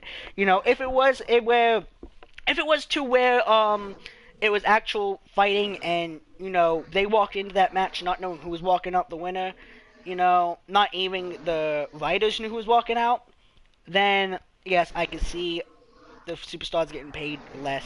And that's kind of why the only reason why I mentioned that was because of the whole Kurt Hawkins on this big losing streak thing is, why in the fucking hell would you sign a contract pretty much telling you before you signed back in with a company that, hey, we don't think you can wrestle. We don't like you. We just want to use you to fucking lose. Oh, and on top of that, we're not going to pay you jack shit compared to everybody who's going to beat you. Here, want to sign the contract? Like, no. That'd be one of those moments where I'd just go, no, nigga, get your ravioli out my face. Like, right? God.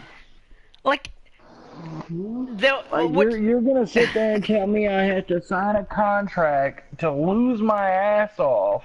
Yeah, and pretty much bring my name into the grave. And bring my name into the grave, you know? Like, no, I want to... Because every wrestler becomes a wrestler to become something one day. Knowing Kurt Hawkins wants to become something one day, which means WWE pretty much made it. In other companies, he can probably become something, but in WWE, Kurt Hawkins will be known as a nobody for life. They don't want you to become something. Like, they will... And I got no disrespect to the WWE. Don't get me wrong. There's a lot of good entertainers and there's a lot of good wrestlers. Yeah. But Psych has a very good point here, where if the WWE doesn't want you to progress, they will find any way, shape, or form possible for you not to progress. That's like they ruin this man's career. Pretty much. Like there's no way that he can come back from over a massive losing streak like this and make it look good. Exactly. You know, so it's like they just pretty much, he dug his Kurt Hawkins name into the grave. Where if Kurt Hawkins makes it to the WWE Hall of Fame, I'll be surprised. But with that being said, also, the only reason why I would sign a contract for me to lose that many matches would be if there was something great coming at the end of it. Where, I don't see anything great coming at the end of losing 400, 500, 600, 350, 1,000 matches. Whatever number he signed that contract for, I don't see anything good coming out of it. Because you're a jobber. No one's going to see you out of a jobber. You lost this many matches already. If you think you're going to become something afterwards... What fucking drugs are you on? What are you on? Stuff. Where is it? You know? And I agree. You know, like, you have anything else to say on that? Anybody? I mean, besides, the Glorious One isn't a walk in the park. Yeah. But at the same time, I can see why Bobby Roode won and all that, but at the same time, it's just like, how the hell can you sign a contract to be a jobber? Well, I mean, and I think like 2 weeks ago they had him fight some random dude that they hired from that city. Yeah. To go against, and he lost to that guy who got paid more than he did. That's what I'm saying. Like, how can you sign a contract to job out to jobbers? It's like...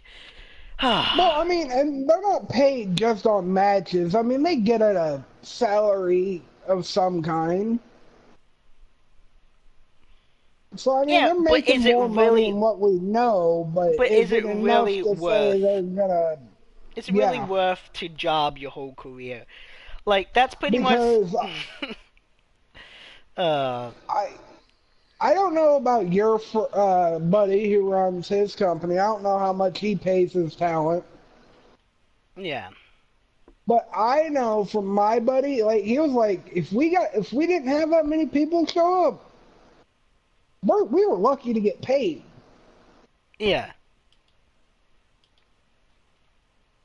And if we did get paid, it was probably like $150 each.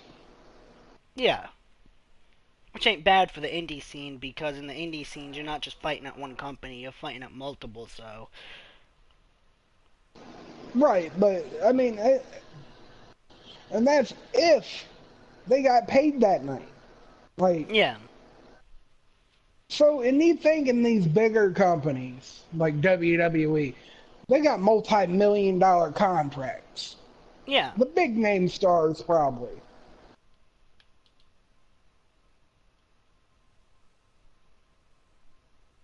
So Kurt Hawkins probably isn't hurting for money. Yeah, but at the same time, everybody... he could be making a little bit more if he could win.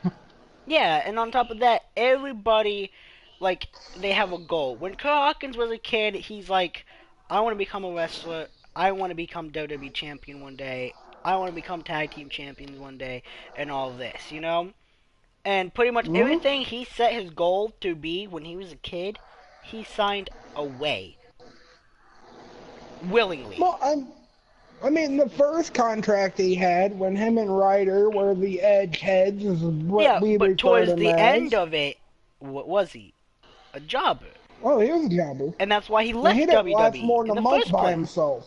And that's why he left WWE in the first place. And then sign a contract to be exactly what you were when you left. Like, I couldn't do it, honestly. Like, I would have told WWE to shove it up their ass and walk out the door as soon as they handed me a contract saying you will be our #1 jobber.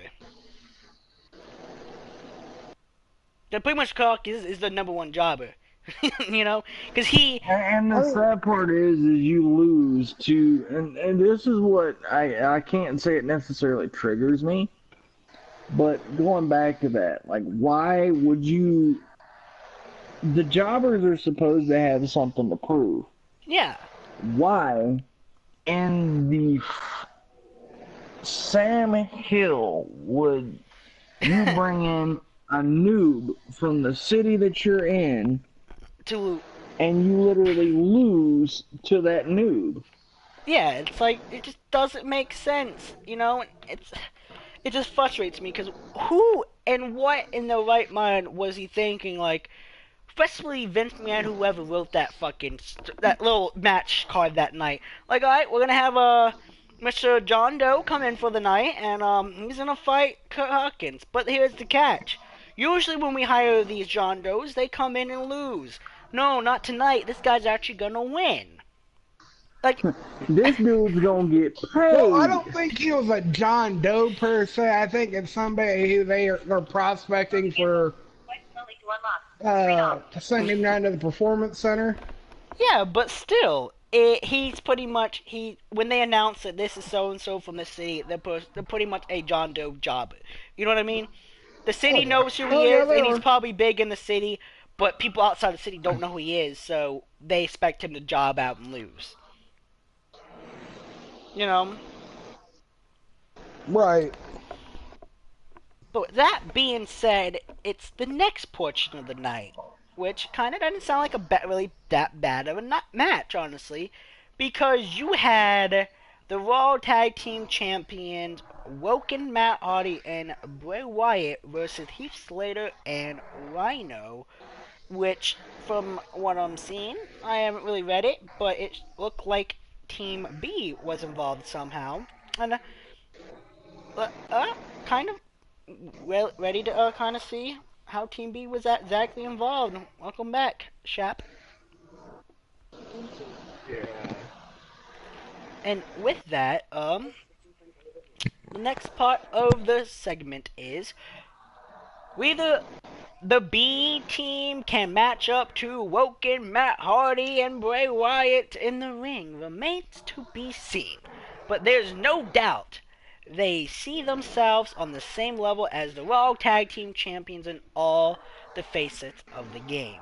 Before the bell rang on Matt Hardy and Wyatt, before the bell rung on Hardy and Wyatt's bout with Heath Slater and Rhino, Bo Dallas and Curtis Axel appeared on the Titron in Deleters cosplay to do their best impressions of the Raw Tag Team Champions. Mind-bending messages from beyond. It was a valiant effort, but the champions didn't exactly suffer a taste of their own medicine. The Deleters dispatched Slater and Rhino with a kiss of deletion to the one-man band and a display of their continued dominance, and perhaps delivered a message to their challengers that a Party City beard and a Sweeney Todd wig do not Woken warriors make.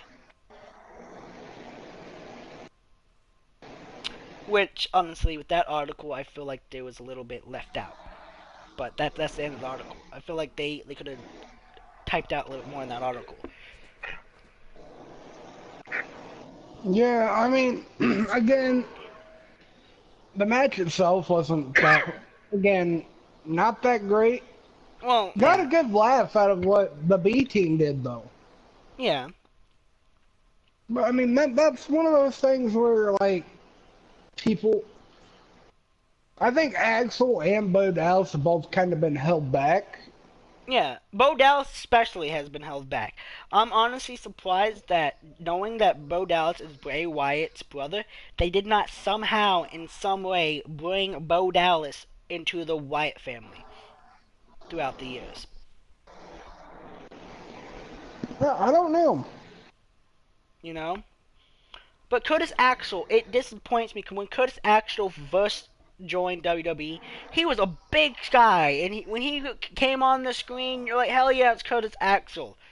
But throughout the years, and now in his career, you go, oh, it's just Curtis Axel, I can skip this match. You know, I won't be missing anything. And that's what disappoints me, because there was high hope for Curtis Axel, especially since who his dad was. But that's not what we got to see out of Curtis Axel. No? Mm-hmm. And, you know, they're making a joke out of Bo Dallas and Curtis Axel. But what I do like, though, is they're actually having Bray Wyatt and Bo Dallas feud against each other in this tag team rivalry. Mm-hmm. Because, you know, that's actually something interesting, and I kind of like it. Which, I'm sorry, but I don't know if it's just me, but I kind of seen a little video picture of the other day of Bo Dallas with the beard on and all that. And I honestly thought that was Bray Wyatt up there. I mean, it's a very good resemblance. It's very good. He just looked like a very skinny... Mm-hmm. I had to take a second look and read exactly what it actually was, or else I would have thought that was Bray Wyatt up there if I didn't take that second look. But, so what are we moving on now? I think it should be the Bobby Lashley match. No, actually. No? No, that's actually in a couple matches, but from what it shows, we're in the Jinder Mahal versus Chad Gable match. Where, you know, obviously, I don't have to read the article, but, in this match, Jinder Mahal and Chad Gable was fighting. Towards the end of the match, Sunsil Singh stepped into it, interfered, and made Jinder Mahal win. You know, that's just my guess. Because, you know, that's what happens every time Jinder Mahal's in a match. But, let's actually see what the article says. Unless, Vito or Lasso has anything to say on it before we do. No, I'm good. Y'all can go ahead. I mean, the only thing I can say is, again, predicting. Yeah. But, okay. Here we go. But I still want to say it went into the favor of Chad Gable. Okay. But according to Jinder... I may still be wrong. You may still be, exactly. But according to Jinder Mahal, one must be committed to change if one is to achieve inner peace. That was actually pretty deep, actually. Probably the smartest thing he's ever said. That's pretty deep, and I'm going to say it again. According to Jinder Mahal, one must be committed to change if one is to achieve inner peace. That means his loss to Roman Reigns at WWE Money in the Bank was less a setback than an opportunity for the modern-day Maharaja to ride the winds of change and reset himself mentally and spiritually. Unfortunately for Chad Gable, it means little to no change physically. Mahal seemed to have embraced a new tranquil mindset as he walked to the ring, but the peacenik act vanished in a hurry once the bell rang against Chad Gable, who Mahal claimed was stuck in his own glory days as an amateur wrestler. Gable quickly reminded the Maharaja that he wasn't exactly a pushover with a wild offense push that ended with a moonsault, but Mahal cut his opponent off with a big boot with a ring-shaking coloss. When the bell rang, his demeanor softened again, clearly and enlightened. Spirit is one thing, but nothing brings inner peace quite like a victory. Which, honestly, that match, would have been a match I would have. If I was actually there at Raw, that would have been a match. Like, you know how there's those matches that you wait for to get up and use the bathroom or go get some popcorn and stuff? That would have been the match I would have got up. Yeah. I'll be right back. You know, and he just leaves and go gets popcorn. Yeah, that would have been the match that I honestly would have got up. Like, honestly, this sounds like the show is going to a quick fail. Like, the first few parts of it, like, the Ronda Rousey segment, the Dolph Ziggler and Seth Rollins segment was good. The Bobby Roode and Hawkins, okay, slowly going down. And then, okay, Woken Matt Hardy and Bray Wyatt versus Slater and Rhino. And then we got to see a little joke on the screen beforehand. Okay, good but kind of stale. And then Jinder Mahal and Chad Gable. Where's the popcorn? Where's the bathroom? You want anything to eat? Hot dog? Nachos? Anything? No, really. You want anything? I want to be gone as long as I can. Right. Beer? Beer. I'm not 21. You want a beer? But I'm not 21. Beer? Beer? Let's go. You know, it's like, that would have been something I would have got up and been like, fuck this shit, I'm out. What would have been freaking funny as hell to see is that particular match. That match starts and like half the freaking people just get up to go to the concession stand. It's like, what the hell is that? What's up, Bristol matches where if me and Psych were at Raw for this match, I'd look at him, he'd look at me, I'd be like, beer? Beer. Then we'd go grab beer and come back. No, we wouldn't grab beer and come back. We'd sit there as we hear the crowd saying boo and all that, drinking our beer, and then we'd get another beer and slowly walk back drinking that one. Then we're like, oh shit, we need another beer. Go get another beer. I need a beer to wash down my other beer. Yeah. And then I got 3 of these. Eventually, after we hear ding, ding, ding, we're like, okay, we're good. Let's go back. Oh wait, grab the popcorn before we go back in. Right? Like, I mean, I kind of like the whole, there's a couple things that the writer wrote, like, one must be committed to change if one is to achieve inner peace. That is something that I'm honestly thinking about that I would actually use one day.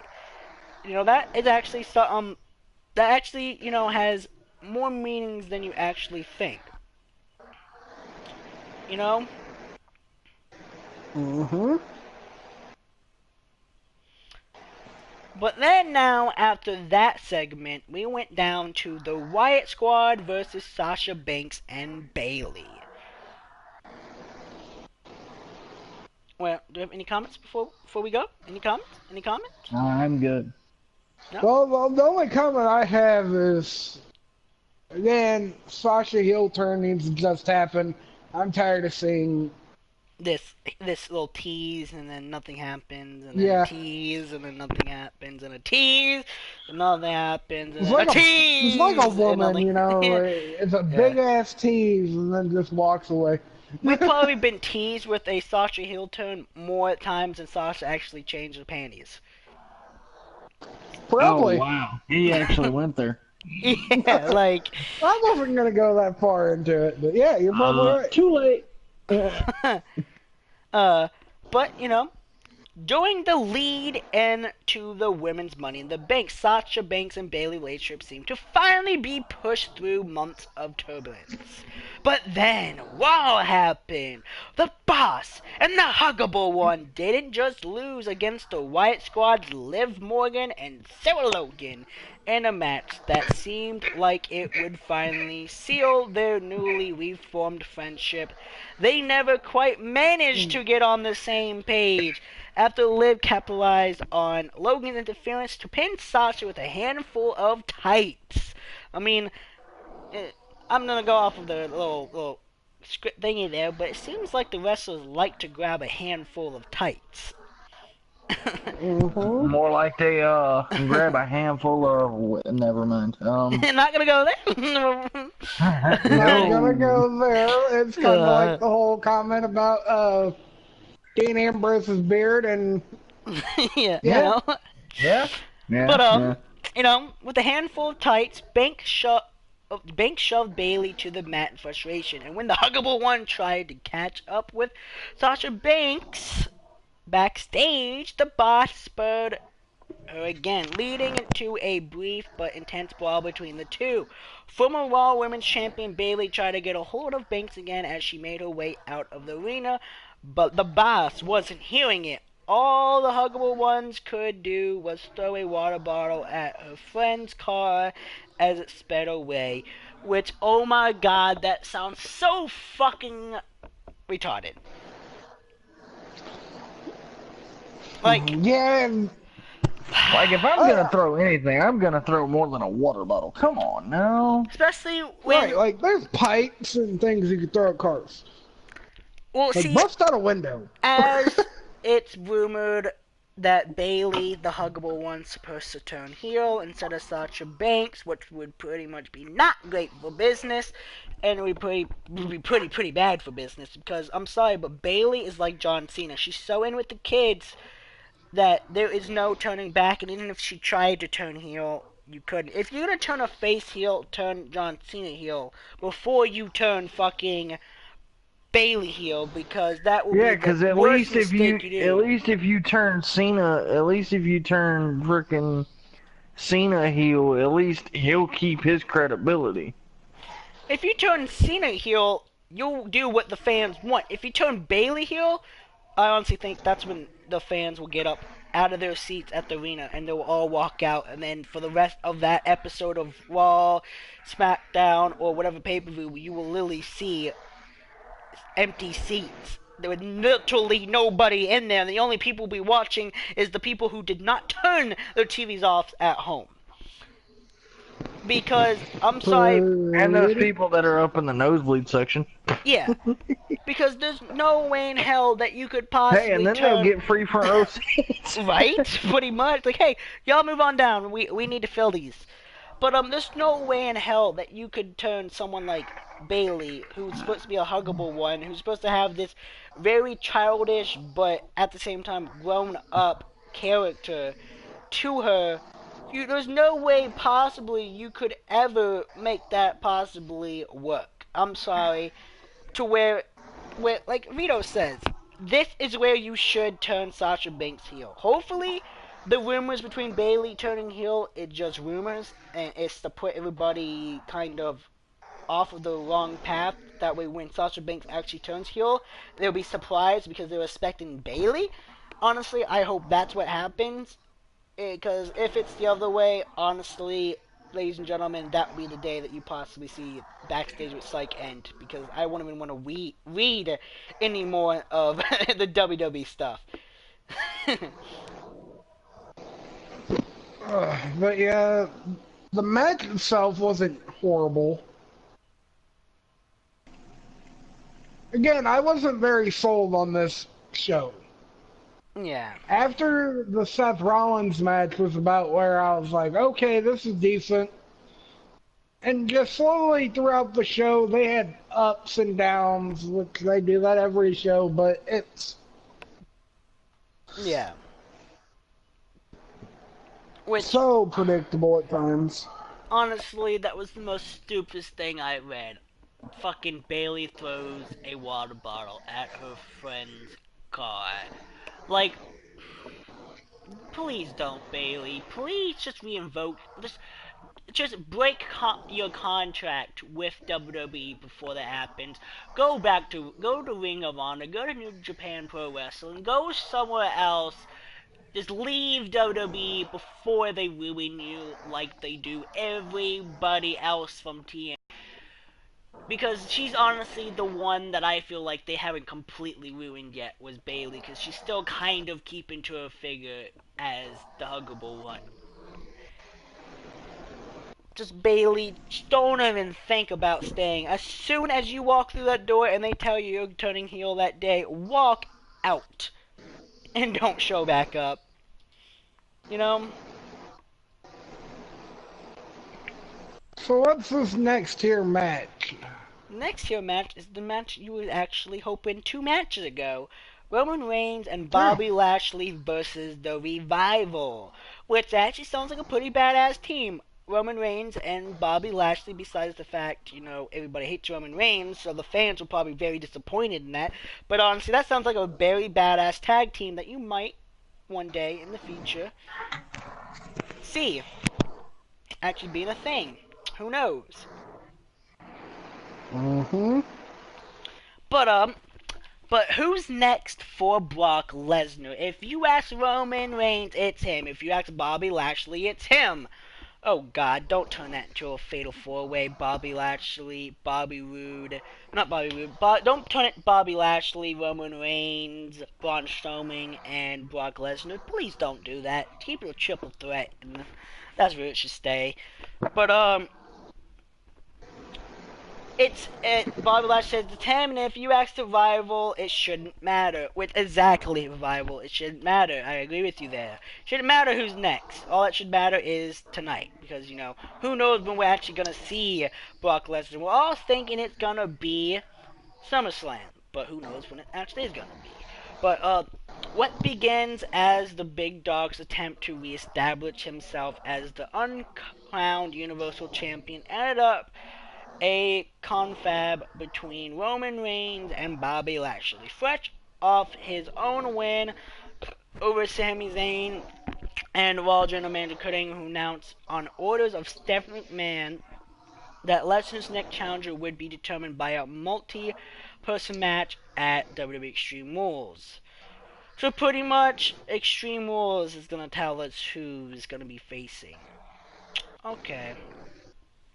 Which that's kind of interesting, which kind of at the same time, it kind of seems stale. Because it seems like there won't be really a good storyline or rivalry for the SummerSlam match. But okay. Well, with Roman Reigns and Lashley as the first 2 participants, Dash and Dawkins took expectations to Angles automatically handle an opportunity to the 2 former champions, challenging them to an impromptu tag team match in order to prove they were just as worthy of the spotlight. The Revival was so convinced Reigns and Lashley couldn't coexist that they gave away their strategy, but Reigns and Lashley held it together uneasily yet effectively, weathering the Revival's time-honored attack to tee themselves up for victory. Lashley couldn't resist one upper Reign in the most passive aggression way possible. However, stealing a tag and pinning Dash Wilder with a spear, they should have worded that opposite, spearing Dash Wilder and pinning, but okay. Reigns looked understandably stunned as Lashley strutted away and perhaps a little worried. Not only did Lashley steal his thunder, but there might be a threat loose in his yard after Raw. Or perhaps 2. Less than an hour after Reigns and Lashley notched the win, Elias took advantage of his performance time to float himself as a potential participant in the multi-person match. Either way, the self-dubbed uncrowned champion is facing a very crowded field as he tries to fight his way to the throne. I mean, again, the match wasn't bad. Like, that was probably one of the better matches on Raw. Yeah, it's just I don't like how they're having a multi-person match at Extreme Rules to declare. Yeah, I'm not too keen on that, but that kind of just ruins SummerSlam for me. Like, I honestly feel like it's gonna happen the way they said it was gonna happen, but that kind of ruins it because it's not gonna seem organic and it's not gonna seem like there's actual rivalry there. But it seems like we're not gonna see Brock Lesnar till the day of SummerSlam, honestly, with the way that they said that. Like, there's no reason for Brock Lesnar to really show up to Raw before SummerSlam after Extreme Rules because he knows who he's facing, and it's not going to be a rivalry for them to be facing. So it seems like it's going to be an unorganic and pretty much pointless match. You know? Mm-hmm. Let's go ahead and move on to that next match, which I think is the main event. No, it's not the main event. It's the one before the main event where Mojo Rawley versus No Way Jose. Where we got to see No Way Jose versus Mojo Rawley. An impressive Intercontinental title challenge aside, Mojo Rawley has been searching for his footing ever since coming to Raw in the Superstar Shakeup. He took the first step toward retifying that this week, battled No Way Jose, a superstar who embodied the type of fun Mojo used to prioritize above all else. As just the Dominican dancing machine continued salsa breaks each time he pulled ahead, insist Mojo to the point that he ended the match swiftly and furiously after the bell, while Rawley elaborated on his new mindset and how he hoped it would bring him sustained success in a WWE that was more competitive than ever. I used to be known for saying hype. Now I'm all about saying focus.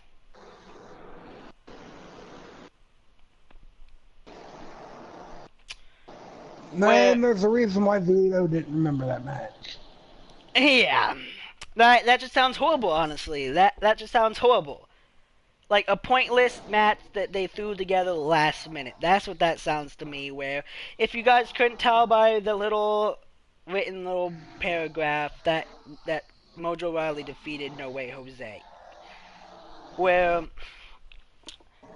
that just seems like literally that something didn't go on as long as it was supposed to, or something ended quickly, or somebody didn't show up that night that was supposed to face somebody, and they literally walked up to Mojo Rawley, No Way Jose, and it's like, just go do something, put something out there, quick, go. Stall the show before the main event. That's honestly what that sounds to me, you know?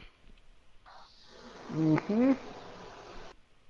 Which, we are at the main event of the evening.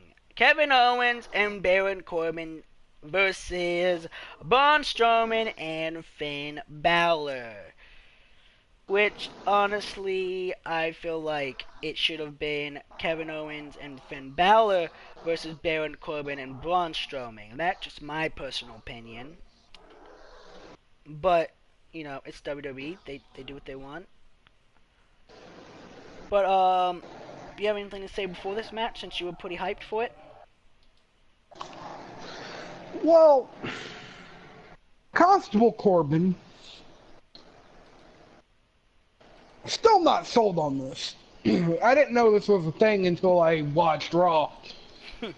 Or Money in the Bank, per se, that I didn't know there was a Constable Corbin even around. I don't like it. I don't like how they pussy whip Baron Corbin to be Stephanie McMahon's little punk-ass bitch. Yeah. I mean, the man's a Golden Glove fucking boxing champion. Former NFL player. And you got him doing bitch work for Stephanie McMahon.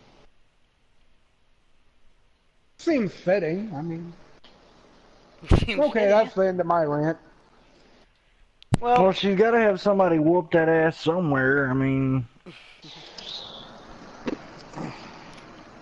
yeah, I guess. But with that being said, Having sampled life as Braun Strowman's enemy, Kevin Owens came to Raw with the sole objective of becoming his friend. It didn't work, but he can take solace in the fact that he technically won the main event of the show, which teamed Strowman and Finn Balor against Owens and Baron Corbin, competing for the first time after being named Constable of Raw. Yes, he wore a vest in the ring, at least for a while.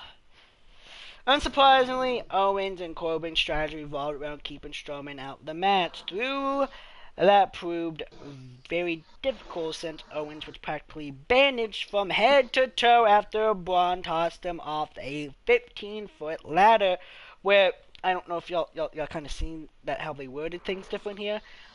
In the Money in the Bank paragraph, it said a 20-foot ladder. And this one, it says 15 foot. So that ladder lost 5 feet since the night before. In between the night before and the main event. Yeah, that ladder lost 5 feet. I don't know if you guys realize that. That ladder went from 20 to 15.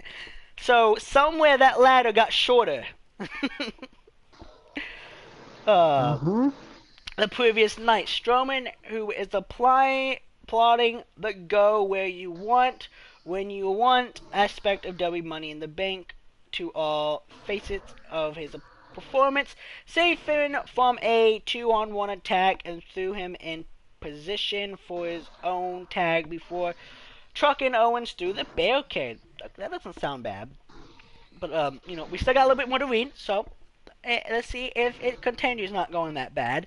But the conclusion took Braun out with Owens, and right as Balor prepared to give these feet, I see where they went there, because, Baron Corbin's get these hands, so he was giving, I see what they did with their Balor. But as Balor prepared to give these feet to Corbin, the Constable took advantage of Mr. Monster in the Bank's absence by strutting Finn atop the ropes and hitting him with the End of Days in a show that Raw General Manager Angle struggled to get a handle on. Stephanie McMahon, appointed representative, did exactly what he was supposed to do, take matters into his own hands.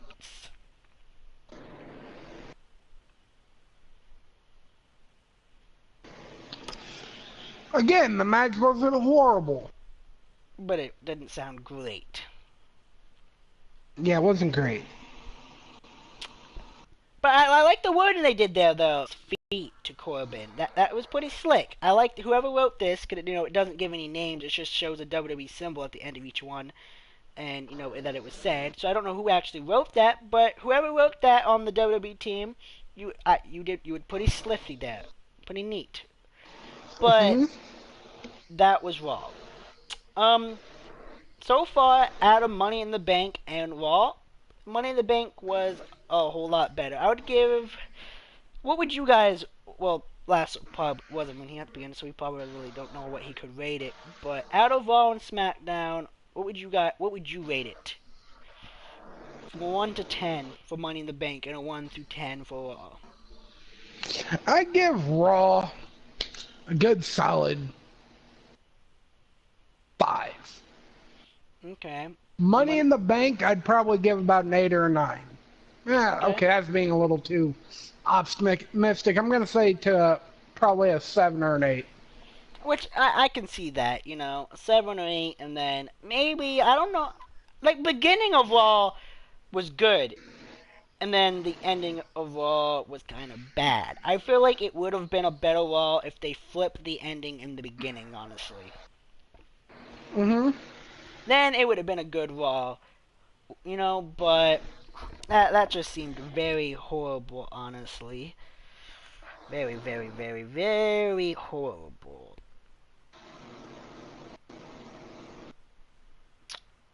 Very horrible. It kind of makes me worried to actually go read SmackDown. I know, it's time I hit the bed. Alright, good night. Alright, Bubba. Have a good one. Now the question is, do I actually read SmackDown? I think we should save SmackDown for TakeOver and NXT tomorrow. Okay. Because it is kind of 4 o'clock for you. Yeah. So, I mean, right now would be good time to end it, where you can at least still go do things and... Yeah, a little bit of things. Before you go to bed. Yeah, alright. Well, ladies and gentlemen, that was the very first episode of this new series that we're doing here on Magnum Optimus Entertainment.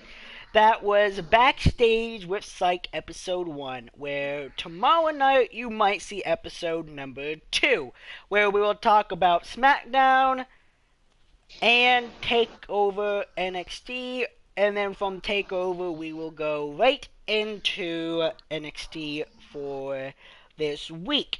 So if you guys liked Backstage with Psych WWE Edition Episode 1, make sure you give that like button. And if you're new here and you liked it, make sure you give that subscribe button, post bell notification button, and the like button. Don't forget to share it, because if you liked what we talked about on this episode, your friends might like it too. If you have friends who's interested in wrestling, this might be a thing for you to share with them.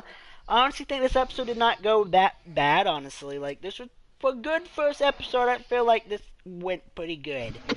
If I did it earlier in the day, it probably would have went better, honestly, with the comments and the people showing up. But with how late as it is, I'm not disappointed as many people showed up. I feel like we did a good job.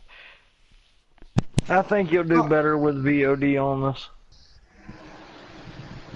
With what? Because once it goes VOD, you should get a lot more traffic. Guys, give me a little bit. I'll be right back. Alright. Yep. Take time. But, like I said, ladies and gentlemen, this will be something new that's coming to the channel. This won't be the only style of podcast where, this Backstage with Psych will be just one of the wrestling podcasts we do.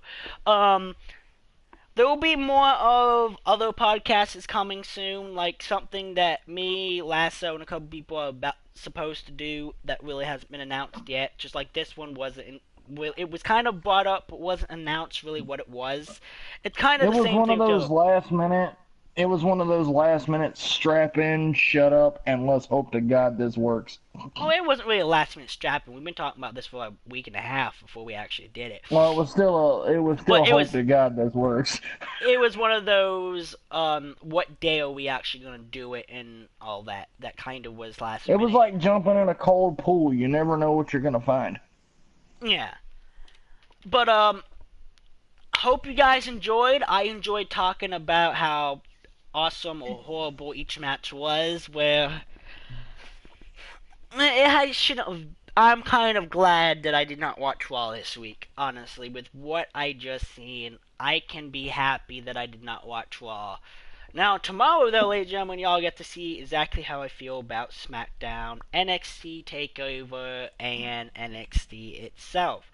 Where SmackDown, I'm worried about, but NXT at all, completely with TakeOver and NXT itself, I don't feel like I'm really going to talk that much shit about it, because NXT is 10 times better than Raw and SmackDown in a full. So I feel like you're going to hear a lot of good things out of it. I feel like how we rated Raw a 5 and Money in the Bank a 7 to 8. I feel like tomorrow we might give TakeOver probably a 9 to 10, and we might give NXT a 8 to 9 also, because TakeOver and NXT are just that much better, honestly. But as it is getting late here, Lasso, you got anything to say, anything you want to announce, or anything before we head out? Also, just to kind of reiterate this, if you guys did catch what I said at the portion of the video just a little bit ago, we're going to start a poll in the comment section, so feel free to cast your votes. And the question for this poll is, if you've been a WWE fan through the changes, where the Attitude Era versus the new WWE is what we're going to call it, what you can do by casting your vote in this poll is you can either put hashtag attitude or hashtag new in the comment section. that's actually going to allow us to see what a lot of you guys want to see or have been used to seeing, whether you like it, dislike it, things like that. I mean, it's just something that we want to bring a little bit of spice into, and I feel that that's kind of the best way to do it, just to kind of see where you guys stand on whether you like today's entertainment or, the Attitude Era's entertainment. Because me personally, I grew up on the Attitude Era, and there was a lot of stuff there that I seen that you just don't see today. So I'm interested to see what you guys come up with. Same here. Okay, so what's up? He was talking about the little poll again, to refresh everybody's minds. But yeah, don't forget to go down below and actually do that.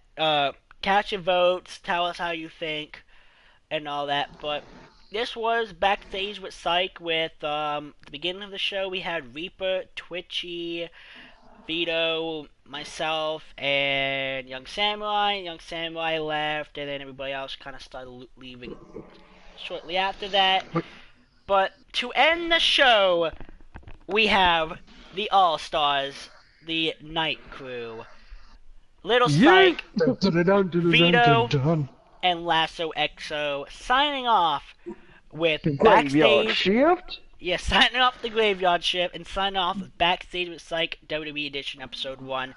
Tomorrow night you might get episode number 2 where we actually talk about SmackDown and all of that. If we don't talk about it tomorrow, we'll probably talk about it before or after we do Money in the Bank this Sunday, where we try to put on, which I think we actually will succeed, but a better Money in the Bank than WWE actually themselves did. So I can't wait to see you this Sunday. So we either see you tomorrow night. If we don't see you tomorrow night, we'll see you this Sunday. So ladies and gentlemen, there's only one more thing to do, and that's don't forget to hit the like button, subscribe button, post button, notification button, and the share button. This is a little Psych saying peace out. We'll see you next time. Later.